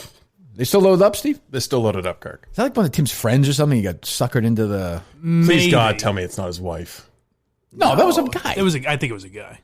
I think, right? I don't know. I think so. It could have been. I'm not sure. In this day and age, who knows, gang, right? Hello. Hey, what's up, guys? What's up? I'm sure you've said it 10 times today already, but the fact that, like, nobody knew that he was drunk that whole time. And the listeners too, like listening back to like what DEC put up last week and then yesterday, it's unbelievable. Yeah, I mean, the only thing I would say to it, thanks. The only thing I would say to it was like I always say that's how we arrived. We interviewed him that way. Like I just thought he was a fucking idiot. I mean, it's the only way you know. No defense at all. I mean, it's crazy when you think about it, but he'll sound like that soon. Well, there were a couple like minor blunders today that I was like, Oh, really? Yeah. Oh, like weird stuff or? Nah, just like mispronouncing as I do it. Mispronouncing words that similar to the old drops. Yeah, I assume he's probably drinking. Certainly hope he is. That's unfortunate. I'm rooting for it, hopefully. That's unfortunate, says the guy who was ready to flag a bottle of gin in his face this morning. It was a tool to get him to talk. It's a prop, that's all. Yeah. I'll take one or two more and get the fuck out of here. Hey, Kirk. So a couple days ago, I just finished that Three Identical Strangers documentary that you were talking about. Yep. That story was crazy. Do you have any more recommendations of, kind of documentaries like that, of stuff that, I got one. Crazy stories I got one for you. People have heard of? I got one for you. It's on Netflix still, I think. It's called Dear Zachary. Excellent. Dear Zachary. Yeah. Okay. Yes. All right. Thank you. I like to tell people it's a comedy and then just have them watch it. But certainly wish you had been that child, frankly. It's fucked up. That's maddening. Too. It's a crazy one. Crazy. It's excellent. It's brutal. It's a brutal one to watch. Yeah. And those grandparents are unbelievable. I think they're still alive. I looked up a couple of years ago and they were still doing their, fighting for stuff over. They were still in Canada. It's it's almost like I don't know if you should spoil it for people and tell them what happens, but it's weird. It fucking hits you. Oh, rough, brutal. Just do a podcast about it. Maybe I will. Week by week, just do like every 10 minutes of it. Yeah, I'll just do that guy's life. Yeah, good. All right, still load up, Steve. Good. Not quite. Take one or two more. Get out of here. Hello. Hey guys, how you doing? Good morning. Morning. I'm sure this is a seminal call you remember from last week. I called on my wife's birthday month, looking for divorce opinions. Just that's right. wanted to give I don't you an remember update. that. Not sure if I you're remember. interested. Okay. I know it's EEI Day, so. No, I don't. I do remember this. Yes. How's it going? It's going okay. I got the papers together. Good. Started writing the stuff down. Great. Figured I'd, take a couple days, see if she could kind of win my love back. Sure. But over the weekend, we went to the beach. And I want to get your opinion on this because I think this is the final straw. Okay. We go up to York. The tide is out. Uh-huh. She makes us set the beach towel up so close to the parking lot. It was probably about a 200-yard walk to the water. I mean, man, I got to say, I think you're looking to divorce her. I think you're. I mean, this is what's going to break it for you. I think you got to go. You don't even need us. You want us. you want us to tell you to do this. You know what to do. You have the answer. Well, yeah. I mean, she's still on my ass about a refund for the Wilbur. I mean, every day. Well, we don't give those out. Get so the money back. I mean, don't sell the ticket. There is no money. You might get your identity stolen. It is just. That will definitely happen. It's offensive at this point. So where are you? Where are you right now? I've been sneaking around the house. trying to make sure the wife can't hear me. So why don't we get her on? Why don't the three of us have a conversation? Why don't we talk this out? I don't know, Kirk. She's a little timid. Like I said, I had to sneak down the house. She puts the bruises where they don't show. Let's just put it that way. Jesus. Okay. Well, I would say, look, no kids, right? You said last time, or am I wrong? That is correct. Yes. Oh, I mean, you know the answer. I mean, I know where you want to go. Do it. How old are you? It's just hard. I mean, I'm 36. Okay. You can have a whole new life. A whole new life. All right. I mean, my buddies at the union have been saying the same thing. I mean, I just, I think, anybody that gets married, they need a lot of Civil War fighter? Other people. So. Okay, we'll do it. But keep us updated, though. All right, I will. I appreciate it. Thank you very much, guys. Thank you. You're very welcome. Happy to have helped. End of marriage. Well, I've started drinking and gambling a lot now. I mean, there's a chance he's just completely full of shit, right? Yeah, probably. Okay. Oh, he doesn't have a wife. You don't think so? No. You think he's in the union? No. I don't think while you're filing divorce papers, you go to the beach with your wife. That seems unlikely. Yeah, who knows, though? Maybe she doesn't know. Maybe he's got to play along. It's possible. Playing the long Do you want to be that close to the water anyway? I mean, I don't want to get too, 200 yards isn't. 200 yards is a lot. Anything worse than being at the beach? It's not great. Oh, God. Unless you get a bronze on. But you can do that pretty much anywhere. Do it in your yard. No, there's sand, enough for me. Not for me. One more, Steve. We'll call it a day. 401, you're up.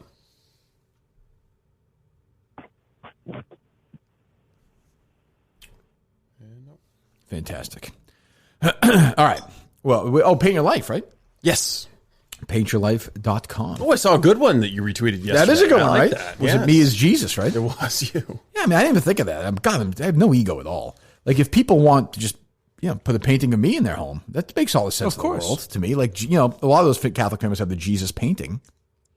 Boom. Here's the other thing. Podcast Jesus? Right over your bed or something. People are talking about investing in the stock market, investing in Tesla, Bitcoin, whatever. Art is always a great investment. Think about how much a painting of Kirk Minifan is going to be worth. Sure. 25, 30 years from now. Right. Especially after you die. Yeah. The art appreciates after the subject dies, after the artist dies. No, art is a great investment. It really is. So go to paintyourlife.com. If you have a photo or whatever, they'll do it. A world-class artist will do the painting for you until every detail is perfect. You can order the custom-made, hand-painted portrait in less than 5 minutes. You get the portrait in about 3 weeks. Again, any picture, yourself, children, me, Mike, Steve, us, the Minifans, whatever you want, they'll do it for you. Makes a perfect birthday, anniversary gift, whatever. It can be cherished forever. It really will. PaintYourLife.com is no risk. If you don't love the final painting, your money is refunded, guaranteed. And right now, a limited time offer. Get 20% off your painting. That's right, 20% off a painting of me and free shipping. To get the special offer, text the word Kirk, K-I-R-K, to 64,000, K-I-R-K, to 64,000. Paint Your Life. Celebrate the moments that matter most. So thanks to them and to Milton's, Dr. Sheffield, 3Chi, for being with us here this week. Anything else, boys? No. Any updates, Steve, for the rest of the EEI day, no? Yes. Hold on a second. I think I'm told we have another phone call. Oh, okay. Oh, boy.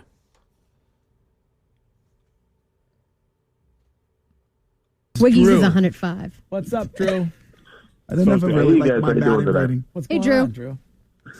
So I wanted to talk about, you guys talked about Cam Newton when he was talking to that female reporter a couple of years ago. And Scott Fowler wrote a good article with the Charlotte Observer on him, and they were talking about how his off-the-field stuff, he hung out with a group of guys who were like his friends from high school and stuff, who didn't like influence him very well. They kind of led him down the wrong path. And since then, he's kind of shoot a couple of them away, which has led to him to be better off the field. But one of them was, the classic yes man who just says yes to everything. Yeah, that looks good. Do whatever you want to do. But the other one, I guess, was like a music producer. And I guess this guy was just getting drunk all the time, like just downing gin as a producer. And he had to get rid of that guy. Once you get rid of him, it was good. He's doing like a lot better. All right. Well, maybe that's the way maybe that's the way you should do it. Take the approach. I have to give that guy credit, Scott Fowler, to go into the research of the Charlotte Observer. Great. Well, Cowboy Curtis, play along. See, it's not that hard. Interesting. Took him a long time to get there. Yeah, but, it did. But yeah, it's all right. But yeah, again, they are. We heard that call earlier. I'm getting texts. They are reeling. So do not stop, Minifans. Do not stop. All right. Back tomorrow. I'm trying to. Anything else going on this week or no? Am I missing anything? Well, other than the Big Cheers podcast premiere? Sure. Is that what you mean? Anything on the YouTube channel? I haven't promoted the YouTube channel at all. Well, there's that, and then all the usual stuff as far as I know. I don't think anything new, is there? There might be a few new interns on the interns. Oh, what's going on with the interns? We have new interns? Yeah, we got some new interns. We've got 2 new interns on the social media side. And have they been doing stuff or no? Well, so they haven't done anything yet. There was an issue yesterday with our video file, so I didn't want to throw them a harder project than they normally Who are have. these idiots? One you hired on the air. Yes, I did. Yes. Who did? Brendan. There's a kid that called and wanted to be like the sales intern or something. Oh, I don't know. And you said you're in. Really? Yeah. Oh, I don't remember that. Yeah, we have intern Joshua, intern John, and intern Brendan. Are they all fans? Yes. Oh, Yeah. okay. And they seem stupid or no? No, not at all. Actually, they actually seem pretty bright. Yeah. They seem slovenly, like the old guy there.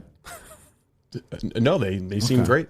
And intern Will's he's doing well. He's turning his life around. I did not need to see intern Will on Mike and the Minifans the other day. That was rough. Really not necessary. That was rough. Like he wants to do a that's not necessary. That adds nothing to any conversation. That was rough. That was a click for me. Oh god. So all right, so we have 3 new interns. 3 new interns. So how many correct. interns do we have now? 5? Yes. Well, 6. Who's the other one? Alistair Black, yes. Right. Nick, and Justin. Oh, Nick. I forgot. I was Six thinking Nick. interns, yes. Yeah. Justin. Is Alistair Black quit yet? He gave us 2 weeks' notice. He has not. No. Okay. Have you talked him off that ledge or no? I think that we've reached a mutual understanding. Okay. Yeah. It seemed like you. I mean, things in the radio business are a little uncertain with coronavirus. Well, he's doing a great job, so that's good. And intern Justin's internship ends when? Whenever you decide to fire him, basically. I mean, I like him. He's a great guy. I like having him around. But I mean, it's when does he? Does he want to stick around? I'm saying. Yeah, I say he did some good work. He did some very good work this when weekend. he's no longer getting value in it. Yeah. You did some what? I say he did some very good work over the weekend, I would say. Was he recording stuff right like in the middle of a highway? Something like that. Yeah. Look, he is on track to have one of the highest grossing theater productions on the big screen in the country. That's possible. Without a doubt, yeah. It's also potentially going to be the longest tenured intern in the history of America. Yeah, he's coming up on my tenure. Wait, wasn't there a guy at Barstool who was it Jack Mack?